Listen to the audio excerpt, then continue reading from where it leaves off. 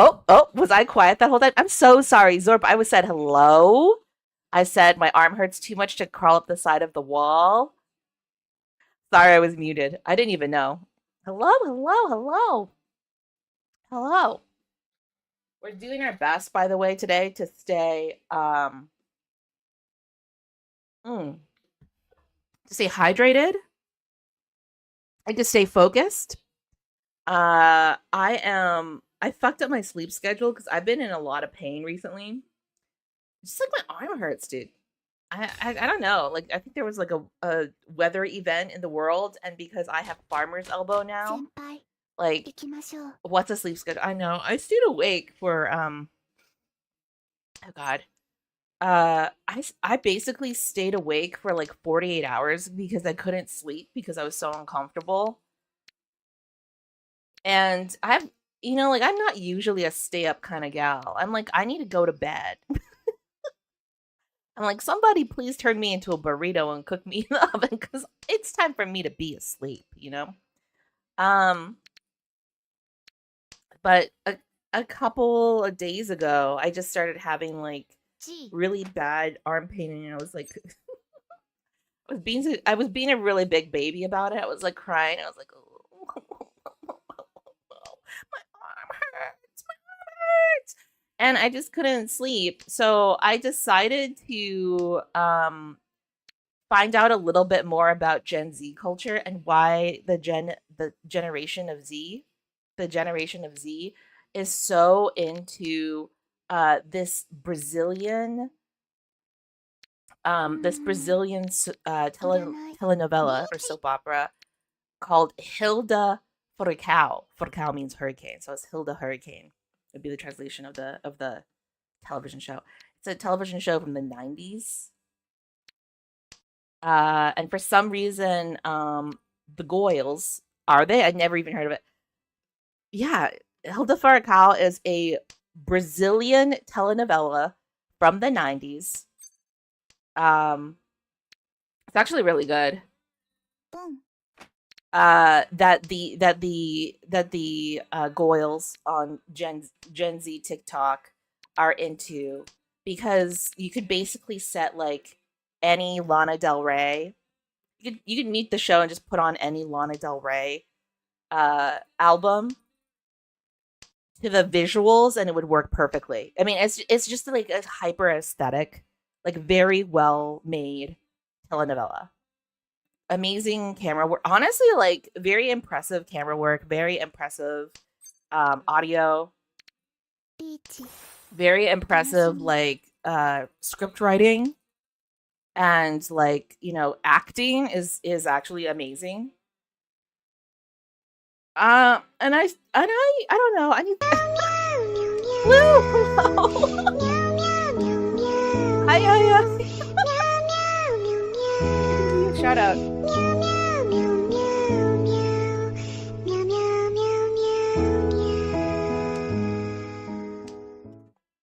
I think I saw you were playing on Ricci City. Thank you for following King Snowy TV. Thank Second you. Underscore Blue just raided with 18 Hello. viewers. We're just chilling. We're just chilling.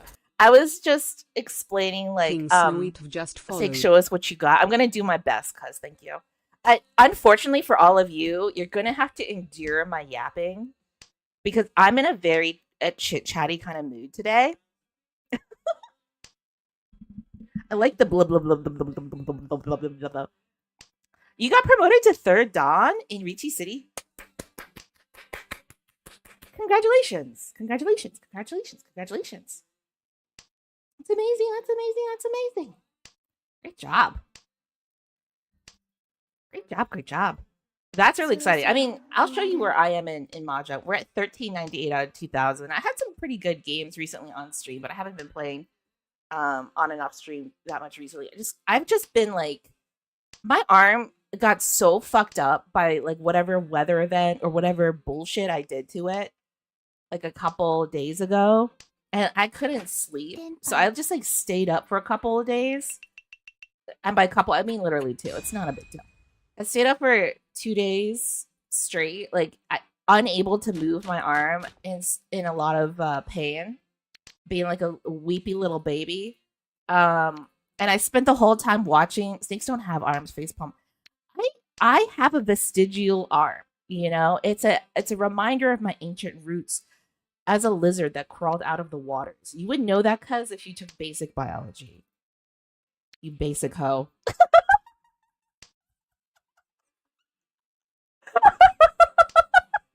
Sorry. Anyway, as I was saying, I spent like the hours that I was awake because the pain problem, like doing a clean line of 32 episodes of a Brazilian telenovela from the 90s. That's called Hilda Furacao. Hilda Hurricane is the English translation of that title. Hilda Furacao, which has for some best decade, the 90s was a good decade, and a particularly good decade for telenovela because my god, this was an amazing telenovela. So good. Do you have a sling for your arm? No, I don't need a sling. I don't need a sling because you know, it's helped mine a lot. I don't really need a sling. I need the opposite of a sling. I need to have my arms stretched out straight because the break, when you break an arm like the way I did, your natural propensity is to want to fold it close to your chest. So like just imagine, if you will, holding your arm close to your chest, and you're basically like you have a bent elbow. I hope arm gets healed fast and probably. I mean, technically it is in the healing process. It just might take like a year or two.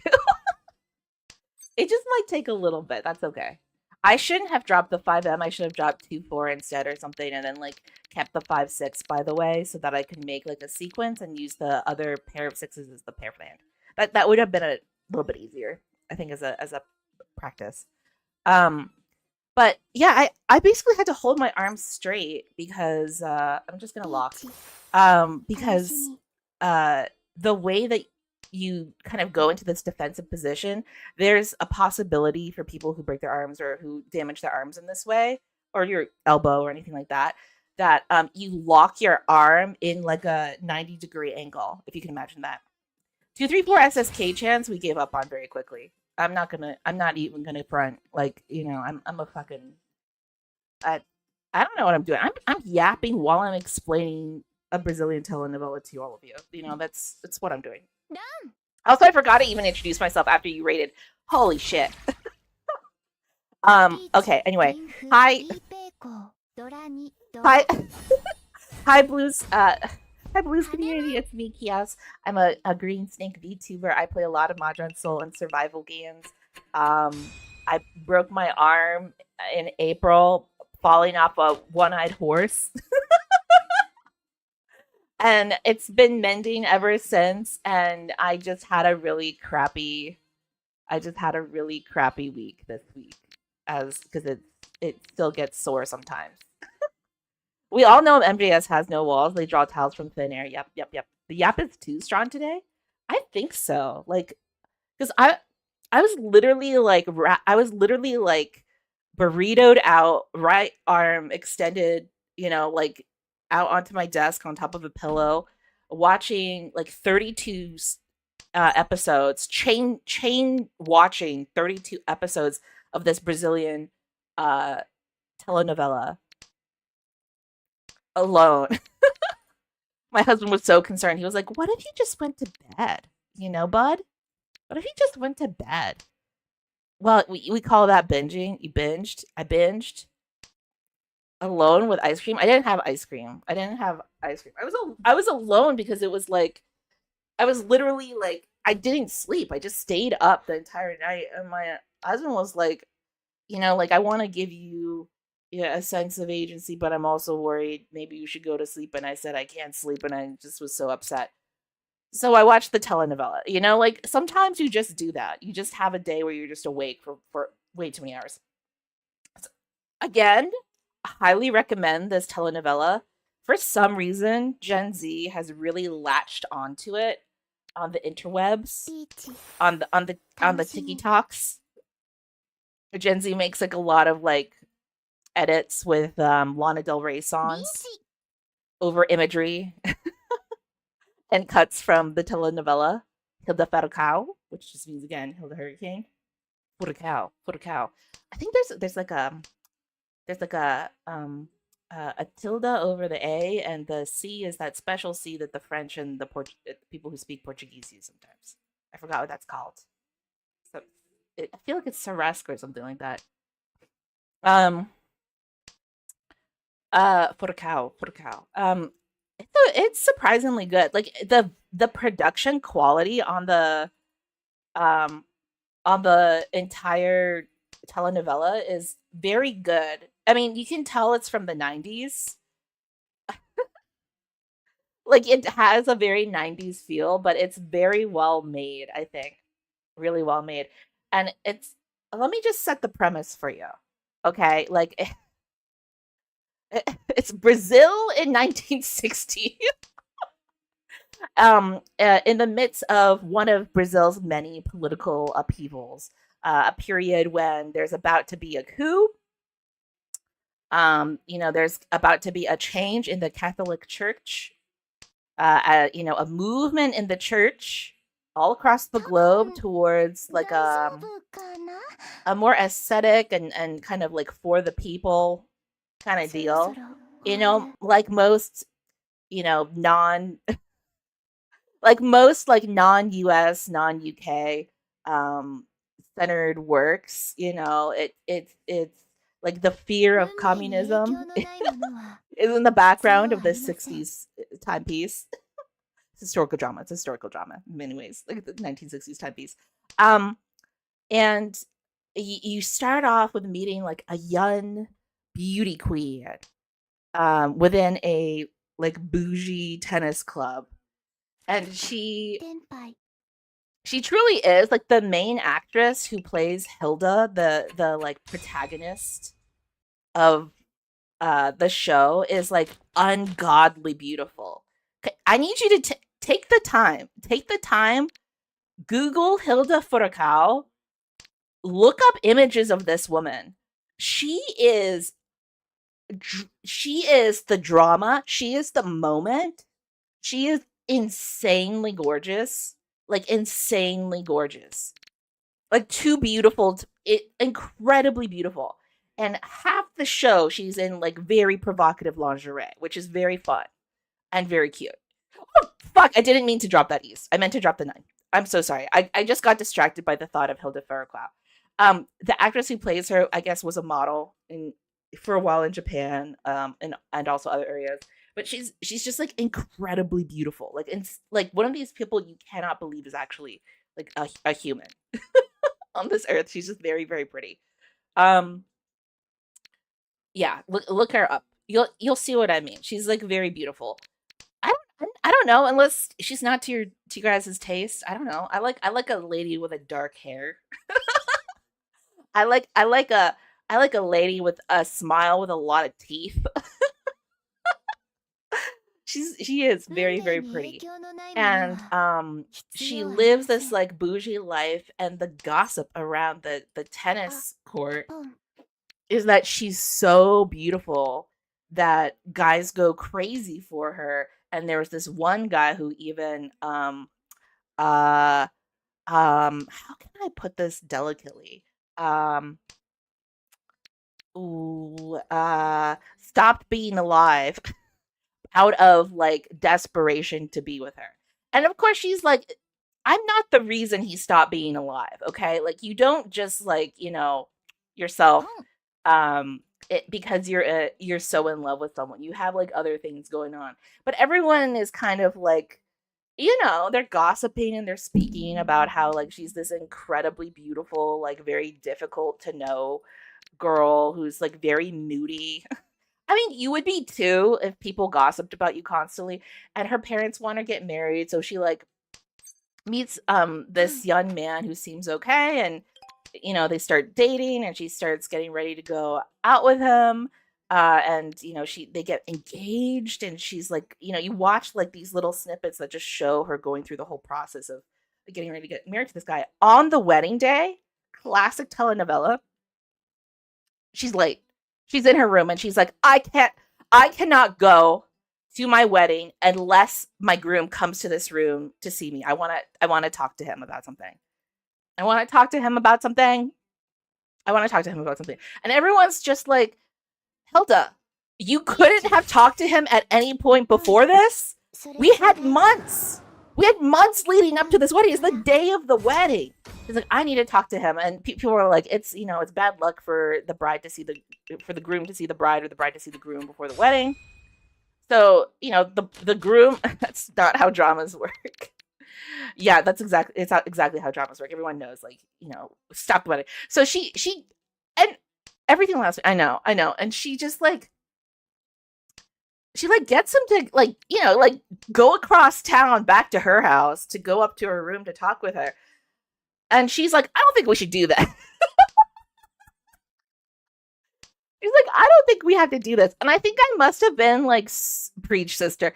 I think I must have been like so out of it and so fucking exhausted that I kept like rewinding this part, trying to figure out, like, she's like trying to explain why she can't go through with it. And you just get the sense it's just because she doesn't really love him and she doesn't really know him that well. But the obvious thing is, like, everyone's like, you can learn to love him. You can learn to love him. She's like, I just don't think that we should do this. And he's like, how could you get cold feet? But in any case, he starts to raise his voice to her, and he just blurts out, like, everyone told me this would happen. Everyone told me this would happen with you. You're too beautiful. You probably had like 50 million boyfriends while we've been together. And then he gets like really pathetic. He's like so down bad when he's like, I don't care. We gotta get married. I don't care. You can have as many boyfriends as you want. You can have as many boyfriends as you want. Just don't embarrass me in front of the town. We need to get together. And everyone else, like, who's like listening, like, they have like a glass like pressed against the door, listening in on this conversation that this couple is having in private. And he's like, you can just get married to me, and I'll just let you do whatever you want. You can have as many affairs as you want. You can live separately from me. Just don't embarrass me, because this is a whole big wedding thing. And I think she gets really disgusted by what he says, because he's just like, you have to get married to me. You have to get married to me. And he's like, no fucking way am I getting married to you. And he slaps her. Pow. Pow. Right in the face. And that's when she's like, fuck no, I'm not getting married to this guy. Guy gets dragged out of the room. And like, obviously the wedding is not going to happen. Yeah, I'm getting the ick even as a dude just hearing this story. Yeah, it's just like, I don't know. I think, again, this is a drama. This is a melodrama. It is a dramatization. I feel like for most guys, like, you just be like, well, cool. This is very upsetting as an experience, of course. Breakups are hard. But, like, you can't force someone to marry you, and it's probably for the best if you don't marry someone who doesn't want to be with you. You know what I mean? But in any case, because this is a telenovela, there's like a huge commotion, and like everyone's like, oh, Hilda, why won't you do this? Why won't you do this? And she's like, you would all understand if you loved me, blah blah blah blah blah. And of course, like, no one in her family does, because they're like bougie fucks. They're like, we can't believe that you're doing this. We're going to have to come up with a reason to mask why you're going to have to come up with like a really good explanation for this. And you're just like, how could you do this to the family? And like, you can learn to love someone because you kind of have to, to put on a face for the world. And she gets so disgusted. My sisters grew up watching soaps like Days of Our Lives and Another World and General Hospitals in the 90s. Yes, the 90s was a great period for the soaps and telenovelas of, that of their time. But again, Hilda FURACAO, maybe, honestly, one of the best things I've ever watched. It's actually, for a soap opera, very reasonable. Very reasonable. Anyway, you know what we could, maybe we could do like a watch along. Maybe, like, if I ever get it together enough, or feel like I should have a Discord or something, I would watch it with the community. Who the frick is Hilda? Hilda is the protagonist of the Brazilian telenovela Hilda FURACAO, based on a real prostitute woman. I'm superseding herself. I'm getting this. This is not a spoiler, by the way, okay? Because immediately, Mary, you may have just jumped into this. Immediately after she cancels her wedding, essentially, I dealt in. Immediately after she cancels her wedding, do you know what she does? Okay, I'm a head out. Okay, why's your ass leaving? Would anime be considered animated soap operas? Yes, because they're melodramatic. It's about the drama, baby. It's about the drama. Do you like my tongue click? It's about the drama. We're Hinatsuing this because I need the point value of the Hinatsu. Hey, 90s X-Men on Saturday mornings were cartoon soap operas. They were.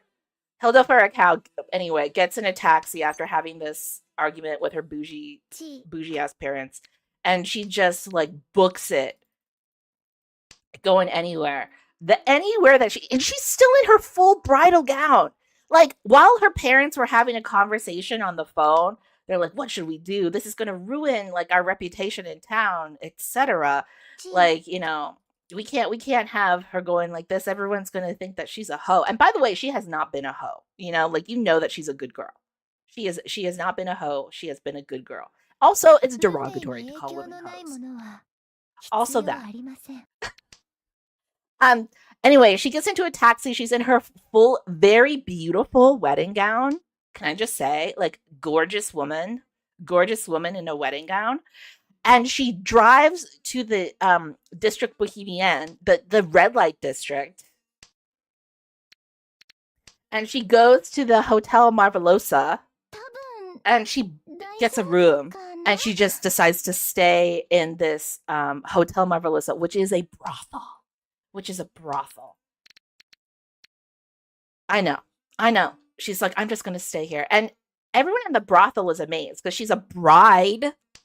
She's got a wedding gown on. She's very haughty. She has like step on you energy, which she maintains the entire show. She's a queen the whole time.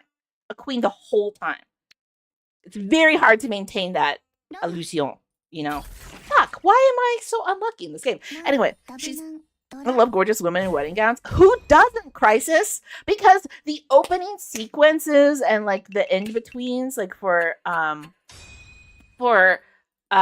show, like the parts that separate between commercials, is just images of her body in the wedding gown, and then like an X-ray image of underneath she's wearing fancy lingerie. This is very much like in the tradition of great telenovelas. Very risque. So yeah, Crisis, I need all of you to look up Hilda FURACAO on the internet and look up the image of the lead actress. She is a freaking beauty. She is gorgeous, baby. She's a gorgeous baby. She's not a baby. She's a full grown woman. Hilda FURACAO. Hilda, yes, please. She's a beautiful woman, and we can celebrate that. Okay, she's just really pretty. It's hard to be that pretty in real life. FURACAO. FURACAO. It's Portuguese or Brazilian Portuguese. Anyway, where was I? I was explaining this plot. She's in the brothel. She's in the brothel in the city that she lives in.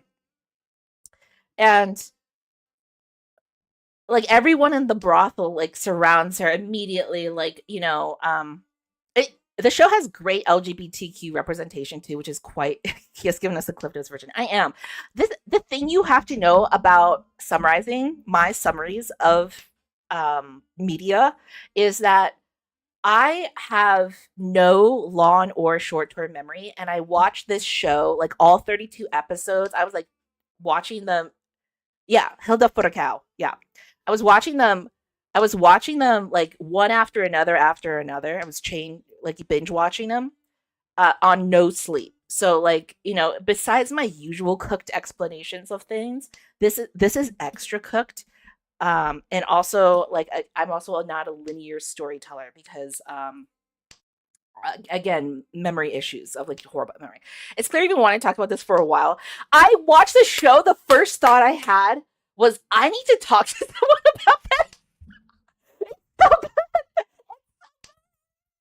It's so good. Hilda FURACAO, so good. Okay, we're continuing with our discussion about this while I play out this game. Okay, I don't care what you guys want on your end. It's not about you. It's about what I need, which is I need to talk to someone about this. All of this makes so much more sense. I need to talk to someone. Yeah, I have you all as a captive audience. You can't escape. You have to stay here while I yap about this because I am very passionate about how much I enjoyed this Brazilian telenovela. It was so good. It was so good. I can understand why Gen Z is obsessed. I can understand why Gen Z is obsessed. It is marvelous, marveluso. Would watch and have watched bits of it again. Have watched the music video edits of the telenovela with Lana Del Rey music, which you can find on YouTube. It's very good. Smooth operator starting up to make a move. Hey girl, are you a Mahjong player? Because you play tiles and I lost my number and you're making me crazy. Hey Stray, what up? What up, player? What up? What up, baby girl? I think I'm just gonna call you all baby girls from now on. You guys all have kind of baby girl energy, you know? You guys all have like real baby girl energy as a crew, as like a community, just a real baby girl energy. Does that what does that what the fuck does that even mean? I think you know what it means, Stray. As a baby girl, I think you know what that means. That's less coherent than what I just said. No, no, no, no. It makes a lot of sense. It makes a lot of sense. Anyway, back to the telenovela. Um, it's like, is Kia-san blow or did she get no sleep last night? I'm sorry, I'm a male. Being a baby girl transcends gender. Cause come on, it's 2025. Get with the program. I'm sorry, I also burped into the mic. That was my bad. I made a bunch of spaghetti earlier. I ate it really fast. Yeah, as Mary also points out, this is Kia's not getting any sleep. So, you know, like I'm extra like awake. This is says this ain't talking about a telenovela from the 90s. Well, if it was it's very good. It's made a resurgence, sir. Some of us are baby girls, some of us are baby girls that also sport an enormous crank.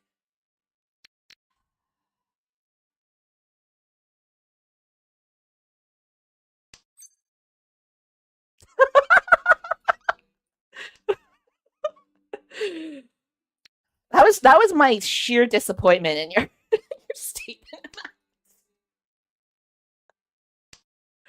Oh.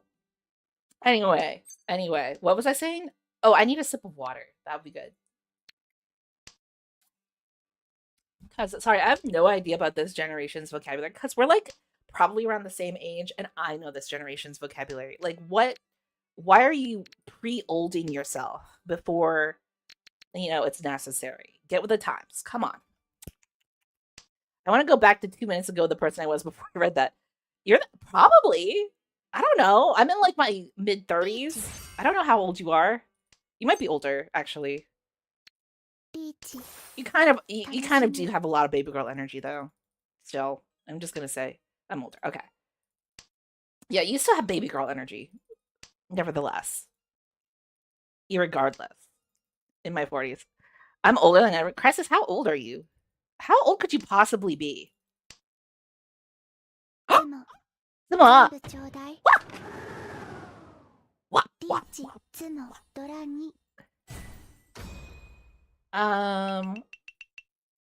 I think we can just retake third. I think that's just what we're gonna do. It doesn't matter how old I am because my behavior will be embarrassing at any age. Nice hand. Thank you, Rox. Thank you. Old enough to have a child in a divorce. Yeah, you know, you could be in your 20s and have a child in a divorce. Just get her started earlier. Chop chop. That could be 20. Yeah, Morning just said what I was thinking. Also, Morning has extreme baby girl energy. Morning is a tsundere, as we all know. This mid-30s baby girl is now going to sleep. Good night. Good night, Sorp. Good night. Good night, baby girl. You get those Z's.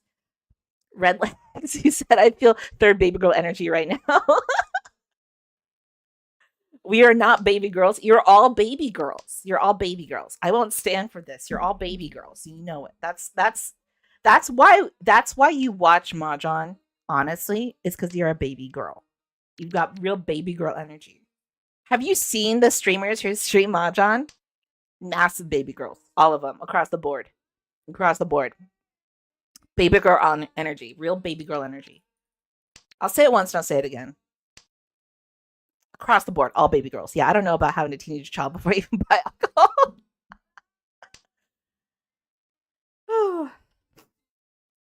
Well, yeah, I know. There's a lot of divorced guy energy here too. But that's okay. That's like my friend group too, is like uh sassy ladies and a bunch of like guys who just recently got divorced and they're just like, what do I do now? What do I do? And it's just like, nah, you just chill. Start a band. That's probably the best idea, honestly. Um, Work on yourself. Think about like the property that you should probably buy. Live again. Live again. Yeah. Play Mahjong. Yeah, you can play Mahjong. It's pretty good. Highly recommend. We could possibly get a 345 SSK out of this. Anyway, I think this whole discussion that we've gotten about HILDA FURACAO, that was just like episode 1. She is a teen. She wins a beauty contest where she has to wear a golden swimsuit. She like finds a boyfriend and they get engaged. In the background of that first episode, I was just talking about what happened to HILDA, but in the background, like, there's the actual main. I say that she's the protagonist, but there's another protagonist. There's multiple protagonists. The main protagonist is actually a guy who's really boring named Roberto, and he's a communist. So you know that he's really not fun to talk to at a party. And I think that's the thing. If you ever grew up in a country that had communism, I'm raising my hand. You can't see it because I have a hand because I'm a snake. If you ever grew up in a country that had communism, of course, his name is Roberto. Yeah, his name is Roberto. If you ever grew up in a country that has communism and you read literature or you watch like anything that has any kind of sophisticated take on politics, like you would know that living in a communistic country and then people who think that communism is amazing are two very different. Like you can be communist in two different ways. You were born in it or otherwise. And the people who decide to be communist, who decide to label themselves to be communist, and Roberto is literally a card-carrying communist. They are the bougiest people alive, and they are usually some of the most hypocritical people alive. That's nothing to say against the political values that they're into. It's just the type of people who get into it are really fucking annoying.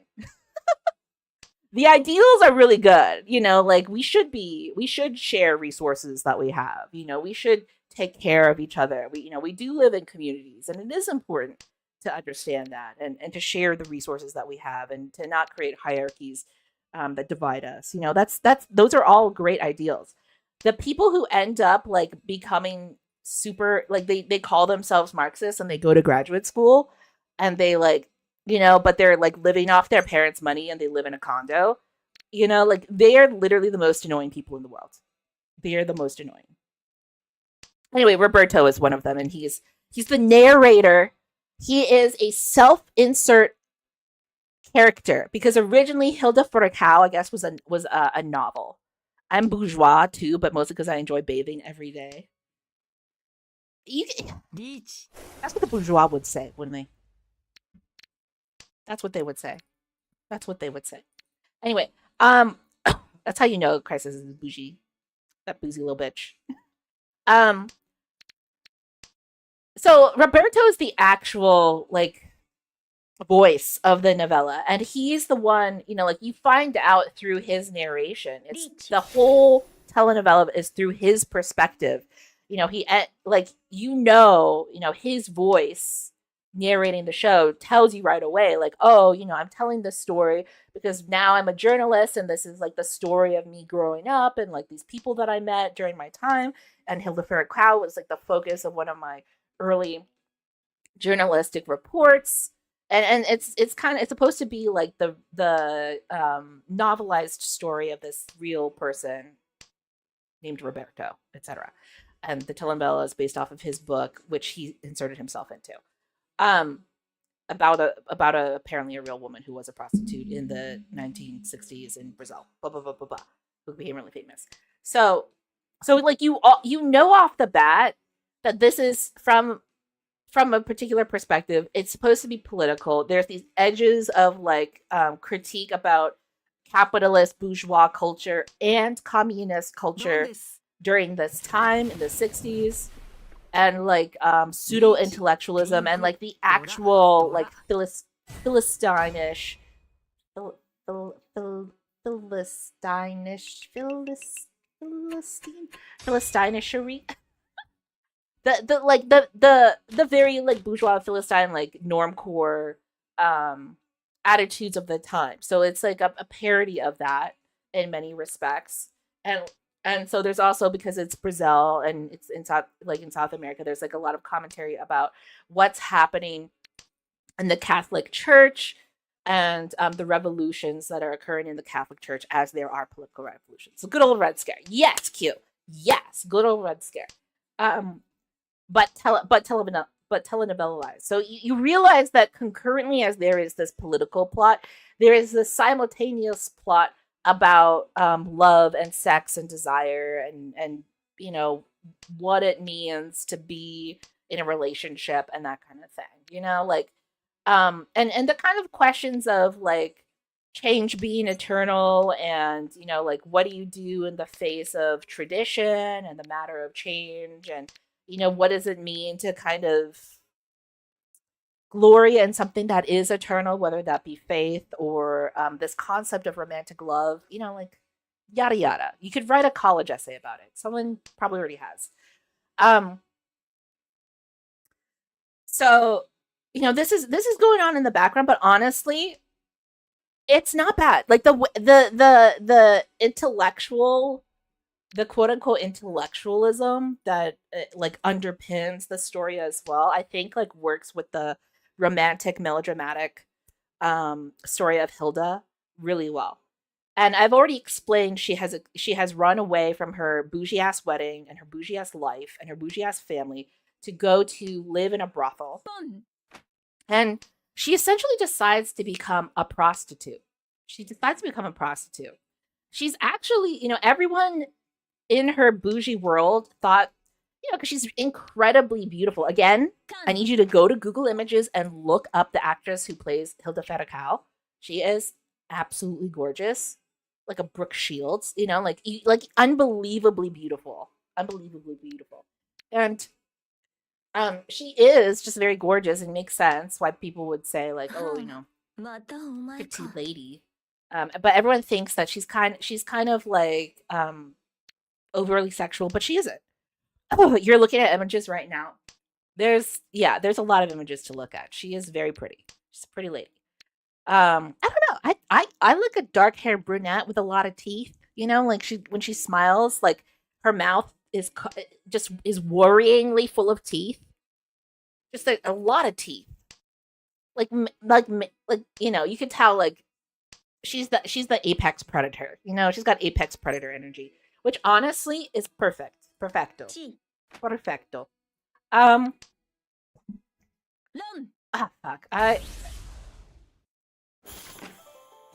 Would you prefer no teeth? I think some people would. I don't. I like an exorbitant number of teeth. And you know what? I also appreciate vagina dentata. I like the extra teeth. I like the extra teeth. She's very toothsome. She's very toothsome. That would be how I would describe her. Oh my fucking god, yes. So the second episode comes in, and you know, it's like there's constant shifts of focus. You can't just say that, Lamau. What, I can say anything. I live in America and it's a free country. And I can say words, and they're not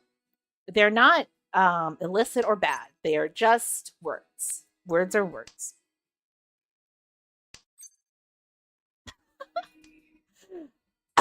Anyway.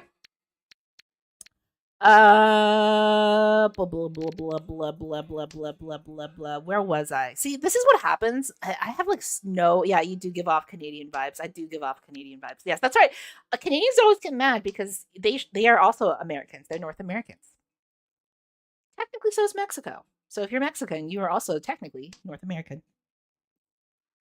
And it's unfair for people from the United States of America to completely like take over the identity of American. It's not fair. But we do it because we bad, you know? So like meanwhile, while Hilda FURACAO is doing this thing where she's living in a brothel, our healthcare may be shit, but it's free. You know, freedom isn't free, but I'll fight for it. I'll fight you to the death. I'm making up my points that I lost, by the way. Look at this. Look at this. Look at this.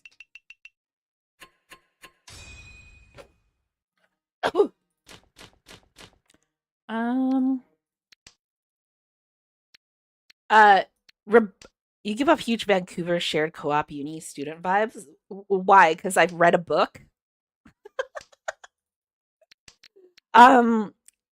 U.S. healthcare is if you don't have the money, good luck. Yeah. Actually, you know, you could get on that. It used to be called Obamacare, but you can get on that basic ass government care. It's not actually that bad, depending on what kind of thing you got. Get on that Obamacare. Anyway, Roberto's life is incredibly boring. He likes a girl named Bella B. I too have read the Rainbow Fish, which, by the way, is an amazing children's book. I think it was a Caldecott Award winner. Which, if you don't know, is a children's literature award that is very well known. It's never been called Obamacare. Only bitter Repubs call it that. I know. It's I know. God damn. Thanks, Obama. Thanks. Yeah, Roberto lives like a totally boring life. He's like trying to be a journalist. But he's also kind of a sleazebag. And he has two best friends that he grew up with in his small town. One's named Aramel and another is named Malthus. Aramel is known as being the most handsome man from their town, and he wants to be a Hollywood actor. That being said, he is not good at working, which is what everyone says about Aramel. He's not good at working. It's unclear what job he has. He's sharing an apartment with Roberto in the city. I think Obama every day for VTubing Mahjong players, as you should. I can't wink. Good God, I can't wink.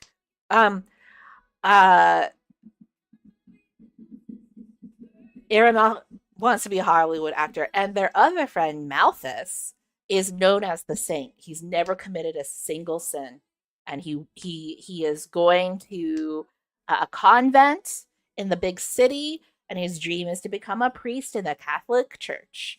And he has the worst haircut known to man. He's got a bowl haircut. I need you to Google this as well. Look up Malthus. Hilda FURACAO. Look at his hair. It is. Oh God. It's so bad. It's real bad. But you know what? God kind of makes it work. He makes it work. And he kind of like he's a little priest guy. But as the thing, let me just watch the show. No, I'm spoiling the whole thing tonight. We're just gonna talk about the whole thing. He makes that bowl haircut work, okay? It's like work, bitch. Like work, bitch. Like he's making it work. He's making it work for him. There's a lot of good turns on it. I think if you like look on Reddit, they point you to someone who's very kindly like done the full translation into all the major Romance languages, and English and stuff. It's really nice. Okay, work, bitch. And Malthus is at his seminary, and he's a saint, and everyone like keeps calling him saint. And he Reddit, yeah. And Reddit is like 2020's Google, but now it's also not 2020's Google. You know what I mean? You know what I mean? But Malthus has never done anything bad in his entire life, and everyone knows it. He grew up with a single mom who had a vision of Mother Mary pointing to her belly and saying, you're gonna have a saint. And he's been like prepared to be a saint his entire life. Like that's his vocation is sainthood. Saint. He's a saint. So Malthus is a saint. Saint Malthus. So, like Roberto and Saint Malthus and Aramel are just doing whatever the fuck they are doing in the back. Meanwhile, cut back to Hilda FURACAO. Like, it turns out her parents have completely left the area. They've disappeared overnight. They're no longer there. She's alone. She's got not a master nor celestial, huh? No, I'm not a master nor celestial. Was it ran the spotlight for having AI scraping all its posts? Probably. I don't know. Everything's kind of shit now. So probably. And cute. I like how you're valiantly trying to... You're valiantly keeping the Mahjong puns alive for us. Thank you. Yeah, he's not a master or celestial. He is a saint. He's a saint. He's in between. He's like a couple games away from ascending. And his mom is like a single mom who makes jam, and he just obsessively eats jam like by the handful. He like reaches into jars full of jam with his fingers and eats them alone in his room. And it calms him down when he has anxiety, which he has during a lot of this telenovela. So there's a lot of scenes of him just like eating jam with his fingers in a severe bowl cut. That somehow still, bitch, he works. He works that haircut. He works it.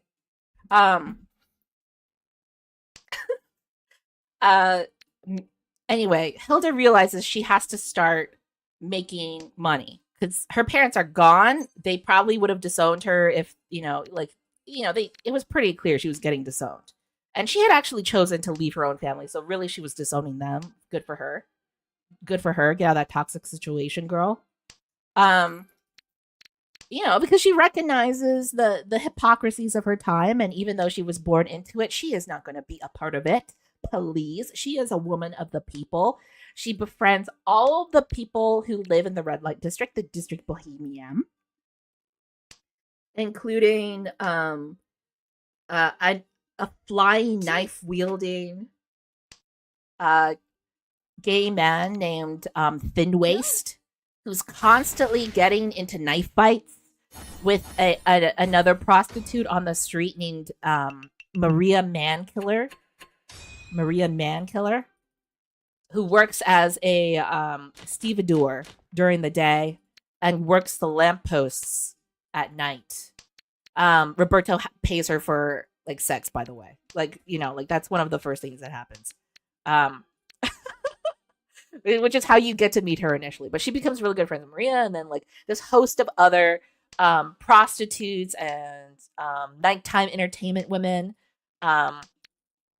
women generally in the sex industry, women and men generally in the sex industry, who also live in the red light district.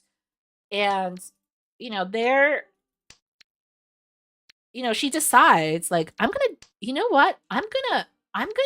gonna just start working. I'm gonna be a working girl from now on.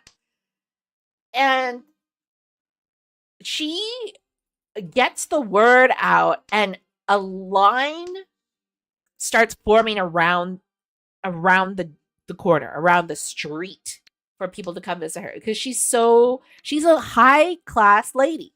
Like there's something refined about her. There's something unique about her. And the thing is, she's like super nice. She's like, she treats everyone the same. She doesn't care what people look like. She doesn't care what your story is. She takes the time to get to know every single person that she meets, and she's incredibly kind to them. Good business. I mean, the oldest profession of all, Q. The oldest profession of them all. Lawyer. No, she becomes a sex worker. And you know, she basically like it's been made, you know, it's been made clear that everyone has always thought that she was like kind of like a nympho, but she wasn't. You know, she's actually very pure. Go, hey, oh hey, I found all the episodes of sketchy hosting site. Like, yeah, it's like a blog spot site, right? Yeah, that's the one. That's the one. I again, very good episodes. You can put it on in the background while put it on your first monitor while you watch me with your second monitor, or you know, put the windows up side by side. You'll see what I mean. This is an amazing show. And because it's because of I should I DM you when I'm done watching? No, just tell me in chat. You don't need to DM me. None of you. I don't read my DMs. Are you guys fucking crazy? I'm so bad at social media. I'm like, you know, so out of touch. Raz tried to help me like figure it's 32 episodes. That's what I'm saying. I watched all 32 episodes one after another, after another, after another. You can mainline it over 2 days. How long is streaming? Is true. I DM'd her once and she never responded. I am sorry, okay, Vocal. If you actually DM me, I wouldn't know. I'm so bad. How can a streamer be bad at social media? This isn't my main gig. Like, you know, like my main job is being a horse girl and working a mysterious remote job. That is kind of bullshit, but at the same time, is funded by rich people who don't want to do a really tedious task. So,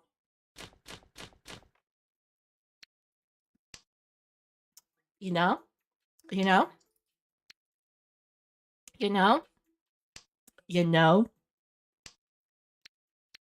okay. Anyway, she is known for being really kind, and she kisses everyone right on the mouth. She does. Hilda FURACAO kisses everyone on the mouth. She's super nice to everyone. Don't group all social media together if it's one thing. That's true. I'm just particularly, I like, you know, this is like my other life is being a snake. And most of the time inside my human skin, my human mech skin, walking around, taking notes on what people are really like. Does she clean her mouth each time? I don't know. I mean, her teeth look clean, but they also look a little bit gnarly, you know, like they look natural, like she didn't have braces. But she gives everyone a nice kiss and like everyone's happy and like she's so nice to people because, you know, there's nothing wrong with sex work. It's something like people need sometimes, you know? And she's really, you know, she really understands like the conditions and the reasons why people get involved with sex work. Won't lie to you, I will not be able to focus on anything if we have both the show and your stream up at the same time. That's cool. Just have me on. Mute me. Watch the show. Mute me. Keep the tab open. Keep the tab open so I can get the viewership. But mute me and watch the show. Well, actually, I don't know. How much Portuguese do you know? Because it's in Portuguese. So you could mute the show and just like, I don't know. The music kind of slaps, though. I'm not gonna lie. Like they did a very good job with this show.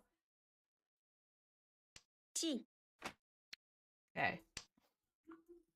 You know, she's just a sweet girl. She's a sweet lady. She's a prostitute with a heart of gold. You know, like that old trope. But she's actually like a very. I know Spanish. Spanish and Portuguese are not the same. They're very similar. They're cousins, but there are some differences that you probably notice. But even I, with my limited Spanish, can like kind of understand a good deal of it, Romance languages, etc. So she fits within a traditional trope of literature, but she is like a pretty complex character, and she's very kind to people, and she also has a wicked temper. But she ends up establishing this reputation where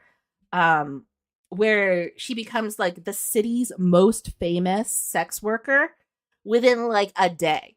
And everyone knows about her because she's this ultra refined person who used to be known as a beauty queen, a bourgeois beauty queen, who was known at the local tennis club for being like, you know, this elegant, graceful woman. And she still is. She's like an incredibly elegant, graceful woman. And everyone goes to visit her, and you know, a good time is had by all. I'm just gonna say too, like, we're wrapping up this game. I'm doing a really bad job in the game, but I need to go to the bathroom so bad, and I really want to be like very like present. I want to be very present as I explain like the next part of the plot because it gets pretty crazy over time. Pretty crazy over time. I'm clapping a lot because I have to pee. But I think like I'll explain it after we finish out this game and after like I let my dogs out to like go to the bathroom outside as well. And then I give them like a little bit of a night treat, you know, like a dental bone and some soft food for their old feeble little mouths. Um, one of them gets a dental bone, and the other one just gets like soft mush.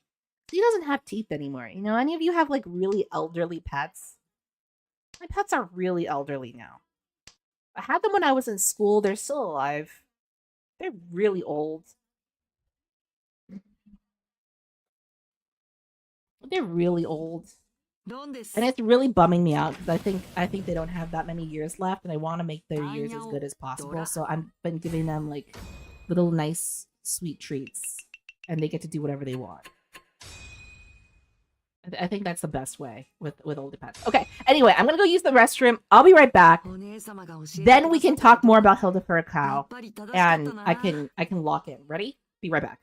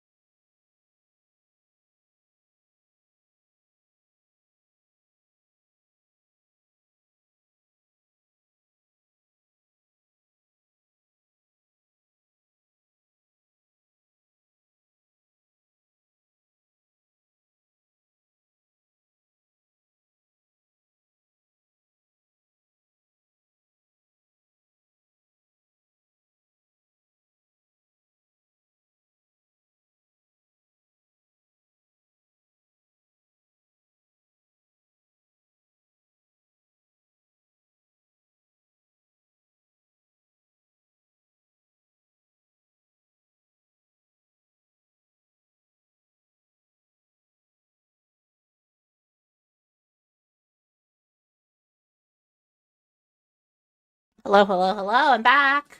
I'm back. I'm back. Sorry, I put all my animals out. I got them back in. I have a bug bite on my back now for some reason. Got a spider in my hair. It's all good. It's all good in the neighborhood. Let us go to the next game. And also, I have to continue explaining about the telenovela I've been watching. You know, I have you trapped now. I can't let you leave. I have to keep explaining to you like the plot of Hilda Furacao, the Brazilian telenovela I'm watching. Okay, it's very important. It's very important. I've really been wanting to talk to someone about it for a while. And no one in my life wants to talk to me about what Brazilian telenovelas that I watched without getting sleep for 48 hours. So you all are my literally captive audience, and you have to stay here and listen to me talk about it because it is very importante to me. Okay, very importante.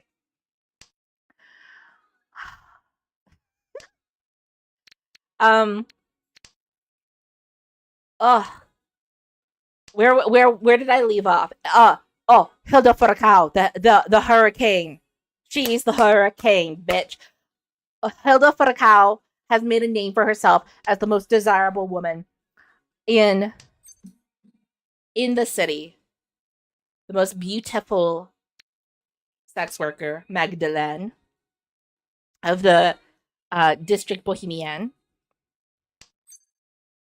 She is the moment. She is a great beauty.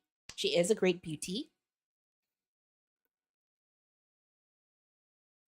And she gains the notice and the attention of the religious wives and mothers of the city because she is allegedly taking away women's boyfriends and husbands and what have you.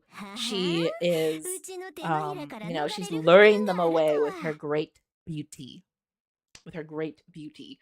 And so they decide to put this campaign against her. They start treating her as this political problem, a sign of the devolution of family values. And so there becomes this whole moral family values-based campaign around getting her to stop and getting her to leave. And they decide to enlist the help. I remember I told you about how there was an actual like narrator to this telenovela. His name is Roberto. He's very boring and forgettable and not very not a great person, but not necessarily a terrible person either. His friend Malthus, the saint, has been in a coma in the city, and the mothers of this city, the moral majority, decide that they are going to get the saint to confront Hilda Furacao and try and get rid of her because he has great eminence. He has aura. He looks like Keanu Reeves with a horrible bowl haircut. But he has the handsomeness of a Keanu Reeves. I'm just trying to help you picture him. He eats jam with his fingers. He's kind of a mama's boy. He really wants to be a priest. Miss Sanshiko, I know. I kind of gave up on it with the 5p, and then I was like, I can't go back. I dropped that 5p, and I was like, I can't go back. Roxanne, that's minor compared to the real conversation here that we're having, which is actually about a Brazilian telenovela. Please, Rox, hang with me here in these games. I've been doing terrible, but I think I've been doing amazing when it comes to summarizing the telenovela. I think I've been doing amazing when it comes to that. And maybe my games will pick up in a bit. Holy shit. So Saint Malthus is being brought into the situation. The mothers of the city come. I just dropped in. I'm sorry. Don't apologize in chat. People are going to think that I'm such a bully and I'm so mean. And I'm not. I am very nice, right, guys? I'm nice. I'm a nice You think I'm nice, right? Whoop, whoop, whoop, whoop. You think I'm nice, right? Like you think I'm a nice person and I don't bully you guys? That's what I thought. That's what I thought. That's what I thought. That's what I thought. That's what I thought. That's what I thought. That's what I thought. Okay? I'm very nice to you all and I don't bully you. You like being here. Okay? Anyway, St. Malthus is brought into the situation. And he's like, I don't listen to the radio or read the newspapers. I care about the eternal presence of God. Oh, I'm a priest. Ooh. You know, like, but he has a lot of confidence in himself as a Satan. He's like, you know what? This could be my first miracle. I could convince this Magdalene, this lady sex worker, to turn away from her path of a satanic, devilish, seductive bleh, and get her to be a good girl instead, and do a different thing, which is better. Unclear what that would be now that she's made this choice in her life. So he's like, I'm gonna go confront her. I'm going to publicly exorcise her of her demons. And everyone's like, yes, queen, do it. Exorcise her. And that's the meet cute. That's how they meet. A public exorcism. He's got Jesus on a cross, and he's got like all the moms are wearing veils over their heads, and they've got like their rosaries, and they're all chanting, and they go to the Bohemian district. Like they're like, we gotta get her out of here. We gotta get her out of here. We gotta force all the people who are in the red light district, which is in the center of town, to leave the center of town and go somewhere else. And the Communist Party, meanwhile, is like, this is obviously like a cash grab to get the land here from the people from the impoverished people who live in the center of the city in the red light district. Like, we should probably not condone this, because this is obviously just like land speculation.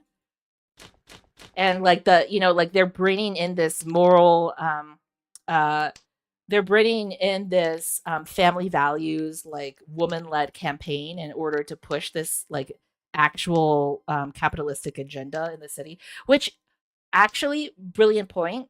They are, that is what is happening. So like Hilda is like, fuck this. I'm not a fucking devil woman. I'm not Satan. I'm not going to get pushed around. I'm not going to let my friends get kicked out of the homes that they've made for themselves in the city. Like, we have an actual community of people who care about each other. It's very hard to live out here as a sex worker, but we do something valuable. And we keep ourselves alive, and we're not hurting anyone. And we should be able to live and, comfortably in where we are. Like, we made a real home for ourselves here, and we have, like real community ties to each other. So she's like, I'm going to fight this. Malthus runs up with his crowd of mamas and rosaries. And he's like, I'm going to banish this Satan.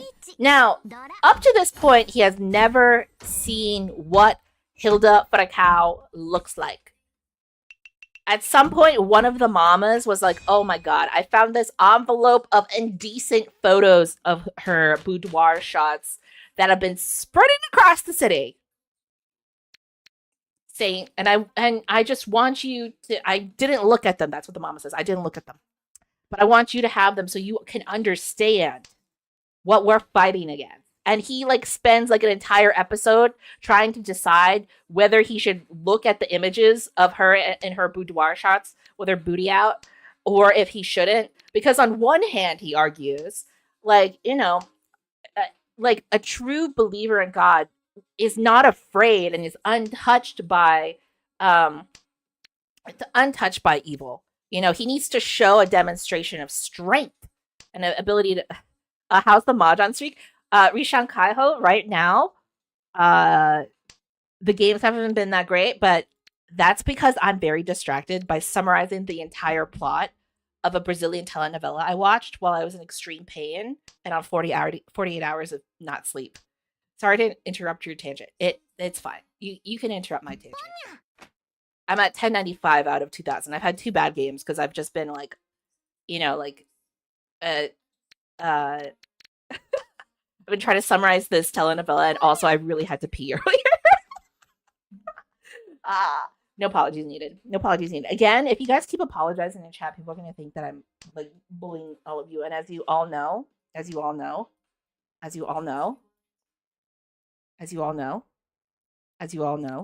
I'm very nice to you. I'm very nice to all of you, and you're here of your own volition. And I'm not mean, and I'm nice. Okay? As you all know.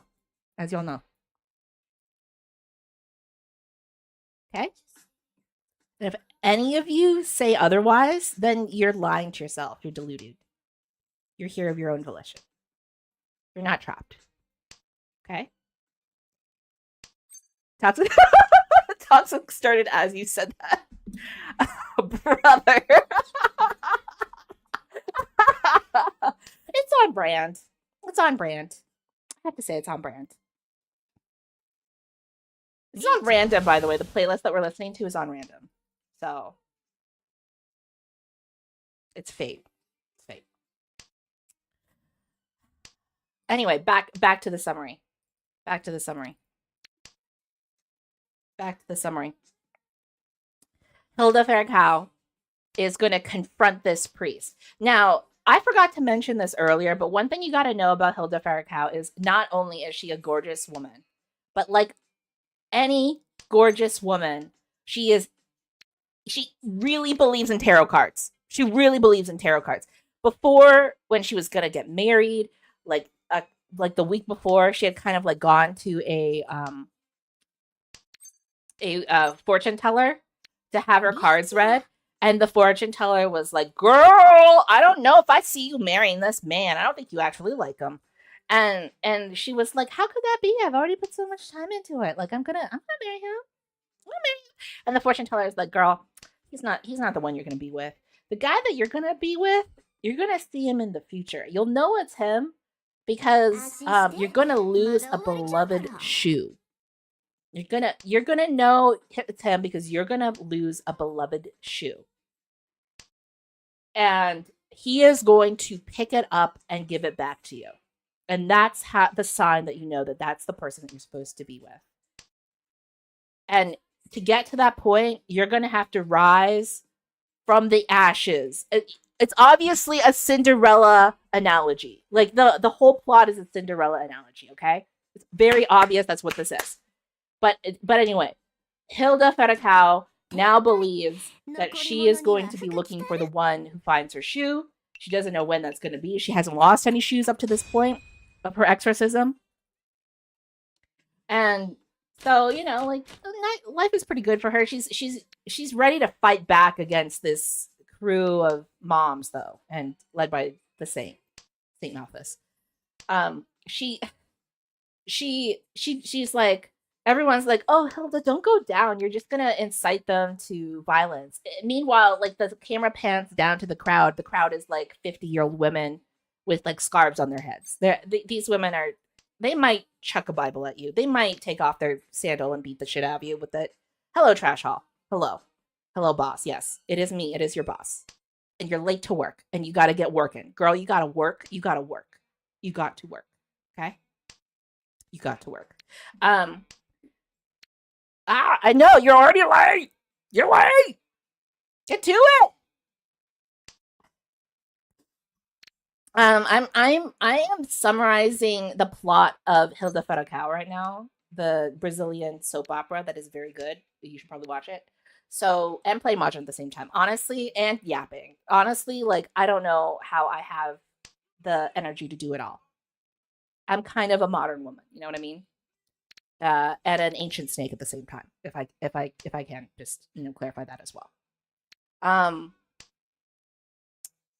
So Hilda Farrakau, like, she's like, fuck these moms. I'm gonna come down and give them a piece of my mind. I'm no fucking Satan. He can't exorcise me. What does he think he's gonna do with that stupid Jesus on a cross coming at me like he thinks I'm afraid. I'm not afraid. She is a strong woman of conviction and poise and intelligence and nerve, you know? So she like descends down to meet him, and he's like, "Oh, I cast you, Satan, out of this woman." And she is like, "How fucking dare you?" And she just barrels down at him, grabs the cross from his hand, lifts it up into the air, and it's like, "Who do you think you are? You think you're a saint? Who said? What juror decided that?" What judge and juror decided that you were going to prosecute this case against me on here on this day?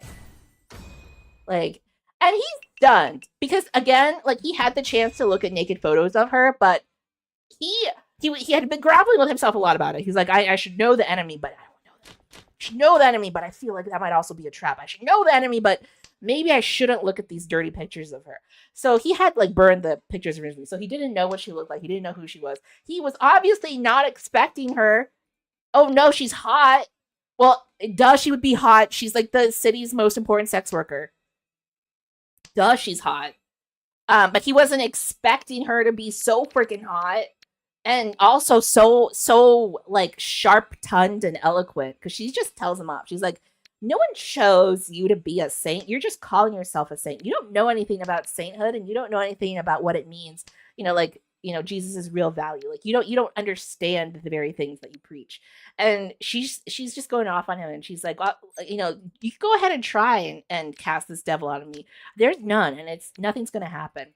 And I don't know anything about sainthood either. Well, Rox, one day, I might even become a saint. Wouldn't that be crazy if I became a saint? And I'm holy and I'm good at Mahjong? You know what I mean? Thank you for believing in me. Of course. You're also a much better player than I am, so I think you're fine. You're gonna get there. It's gonna take me a lot longer because, again, I get really easily distracted. I have no short or long-term memory. And I am the problem, and I am the moment. I am the problem, and I am the moment. So you're welcome. Okay, at that exact moment that she's making all these demands, and he's obviously getting heated, and like he doesn't quite know how to respond because it's true. Like, who the fuck made him in charge? He's just like some guy in his like 20s who has a bowl haircut, and he looks kind of like Keanu Reeves. I'm a holy way that my brain cavity is hollow. Ah. Nice pun. At that exact moment, a massive downpour descends. It's like the flood of the ages. The skies open up. Thunder peals. Everyone scatters because a stray lightning bolt hits the building next to the brothel and sets it aflame. Everyone's like, oh, fuck, we gotta get out of here. And they all run. In the chaos, Hilda Farrakau loses one of her sexy black pumps that she was wearing when she was descending to get into this argument with the family values moms. It like goes into a gutter, and it rolls off her foot. It goes into a gutter, and she, her friends are like, fuck, we gotta get inside. You're gonna get pneumonia if you stay out here. So she's like pulled away, and her shoes pulled off in a way. Hey, Chef.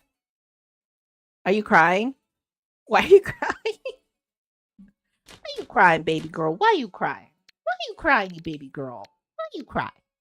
No cry. No need to cry. You don't need to cry. Don't baby cry here. Don't baby cry here. Okay, anyway, Hilda Farrakau's shoe comes off, and it like slips into a gutter. And who should have seen this sight but Saint Malthus? He sees that the shoe has slipped off her dainty woman foot and rolled into the gutter, and as she's dragged away, he chases the foot as it flows down the street, and he grabs it and he stuffs it into his habit and he runs back home. And when he gets home, he's like, what the fuck? Why did I pick up this shoe? Why did I pick up this shoe? What possessed me to pick up this shoe? He's just looking at a black high heel with really nice rhinestones on it. It's actually kind of pretty. He's like, why would I pick up this shoe? And he's like looking at Jesus on the cross. He's like, Jesus, why did I do this?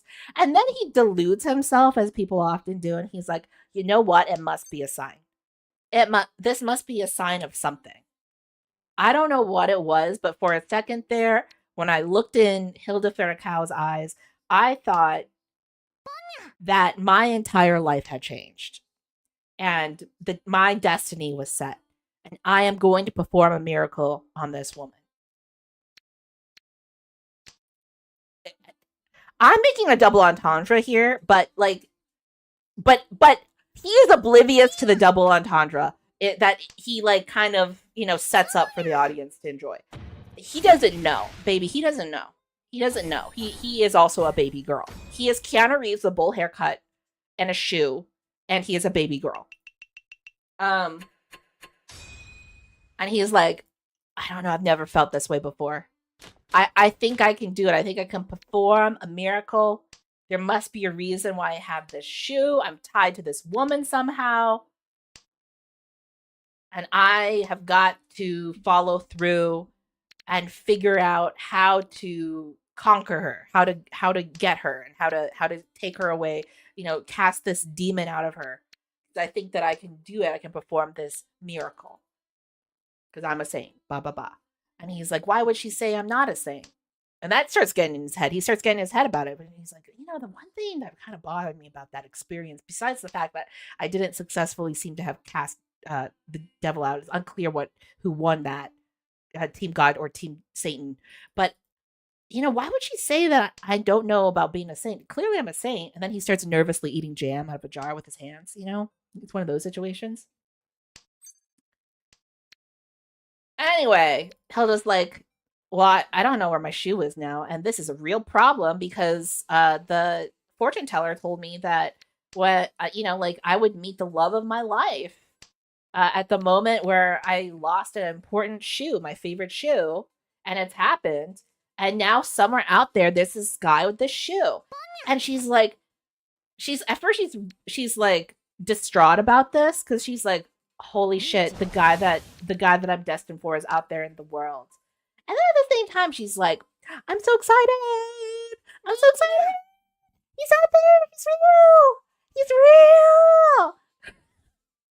real. And she's like, she's pumped. And she's like, she's again one of these tarot card girlies. So she's like, it's happening. It's happening for real. This is set in the stars. This is set in stone. This is set in the cards. And I believe in the heart of the cards.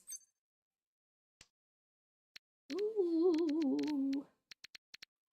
And it's going to happen. Whatever it is, it's going to happen. So she's like, I'm going to help fate along. And I'm going to go and try to make this happen faster. So she goes to the local radio station. Hey, Mary. Are you dancing? Are you pogging? So she goes to the local radio station and she comes in, thunderous applause. Everyone at the radio station adores her. She's the talk of the town. She is she is the queen. She is, again, the moment. She's out there. And she gets on air and she's like, hello, I just want to talk to whoever has my shoe. I lost my shoe the other night at the exorcism. And I really want it back. It's a really important shoe to me. And whoever gets this shoe back to me, I'm going to cover them with like 10,000 kisses and hugs and or at 10,000 real prize, like real returner's fee. And she says that on the airs. And guess who is in his little cell polishing the shoe, spit shining the shoe with a little rag while she's saying that, this whole time he's like, she sounds so soft on this on this radio call. She sounds so nice. Maybe I actually made a difference and I'm making her better. Like maybe she's becoming cleaner. You know, I'm doing it. I'm like making her a better person. And then he hears the part where she's like, and I'm going to give whoever gives me back this shoe 1,000 kisses.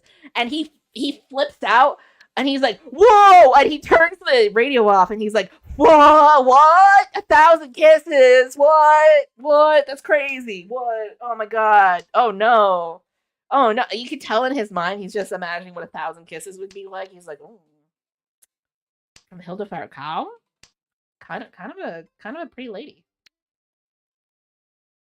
Kind of a pretty lady. Like it would be worth. But he's like, I can't return this shoe to her. She's gonna give me 1,000 kisses. I'm a freaking saint. I can't do that. And he's conflicted. He's like, what does the shoe mean then? What am I supposed to do? Is this a test? And he looks at Jesus on the cross. He's like, Jesus, is this a test? Is this a test? And then he eats jam with his fingers again. You know, he eats jam with his fingers. And for the next couple of episodes, you know, he's haunted by this shoe. He starts having these horrible dreams where a giant shoe from the sky keeps stepping on him in his cell, which, you know, a little bit on the nose. But, you know, my boy has never dealt with a woman like this, so he doesn't understand what these dreams mean. He's like, why am I dreaming about a giant shoe? A giant high heel stepping on me. It's terrifying. Oh, for some reason I'm so scared. And then, you know, whenever my mentor talks to me about, you know, like casting out the devil, you know, being careful because the devil might entrap me. I just have these like visions of Hilda FURACAO knocking me down and just like, you know, telling me that she's gonna get me. Like, what could these dreams possibly mean? I know I just lost. It doesn't matter. We're winning in the long run. What could these dreams of Hilda FURACAO mean? You know, I have to find a way to get her. Meanwhile, Hilda FURACAO is ecstatic running around the city. You know, men are trying to give her shoes left, right, center. You know, she's like, he's out there somewhere. I'm going to find this guy. More important things than losing at Mahjong. Yeah. I had to explain to you the exorcism meet cute. Who the hell is Hilda FURACAO? Sully, you missed the early part of the stream where I was explaining the first couple of episodes of the Brazilian telenovela Hilda FURACAO. And if you knew Brazilian Portuguese, you would know that FURACAO means hurricane, Hilda Hurricane. And it's about a sex worker who has a heart of gold and a Cinderella story. And she just maybe found the love of her life, who might be a priest who thinks he's a fucking saint, okay? That's who Hilda FURACAO is. Use Google Images and look this lady up. She is gorgeous. She is her.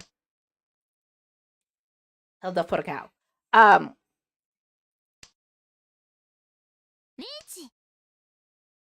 Anyway, back. So this is all happening on the telenovela romance plotline. In the background, again, because you know, the telenovela is actually very interested in other situations and other issues of the time. It's like a 1960s set piece in Brazil. Like there's this B plot or simultaneous co-plot where now the red light district is under threat by these capitalist land investors who obviously want to take over the place and build it out. Good evening, Kias. Evening, Hannah. Evening, Hannah. If you just walked in here, you missed me summarizing the first couple of episodes of Hilda FURACAO, a Brazilian telenovela that is very good. Highly recommend. It's actually, I think you would actually enjoy it. It's actually a fairly complex and interesting story. Capitalist red light conquers. Yes. So in the plotline, Hilda FURACAO becomes a sex worker in the red light district. She becomes the most famous sex worker. She becomes a symbol of resistance against capitalism because she, you know, like she works for the people and she works on the people. And you know, like these land developers who are tied into the church, the Catholic Church, are trying to get the city to agree to build a new area for the sex workers to live in that they're going to call like the Street of Camellias, because camellias are often in literature, in romance literatures, often associated with prostitution and sex workers. They're going to start like the separate street, and they're going to take over what is now the red light district, which is actually in the center of the city, and is in a pretty important like area for land speculation. I'm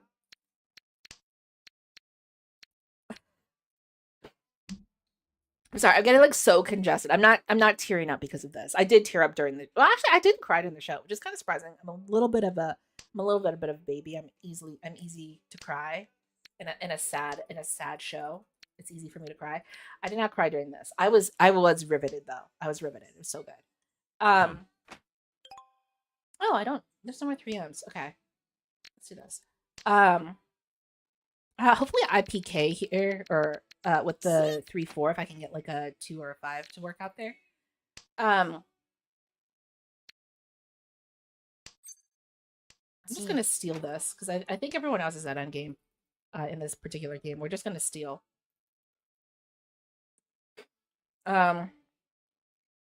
Losing out on a SSK though. Possible 3-4-5 SSK. Anyway, there we go. Somewhat. I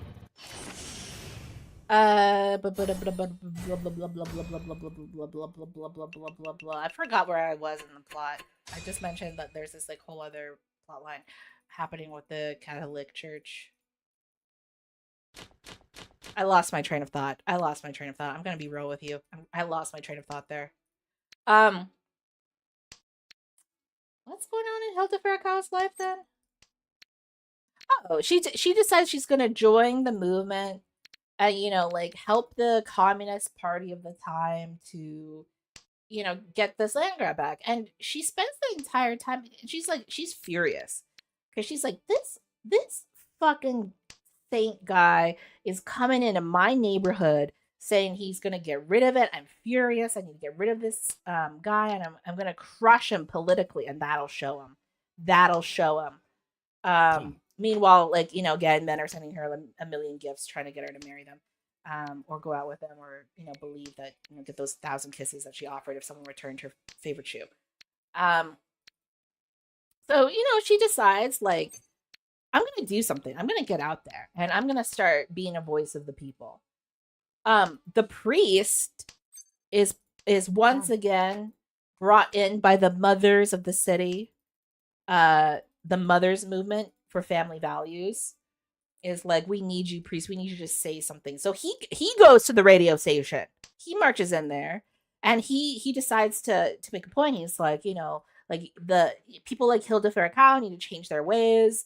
You know, they need to stop doing what they're doing, and, you know, like, let us build this, you know, other district for them to live in outside the city, so that they can't be at the center of the city and represent like the corruption of morality in modern time.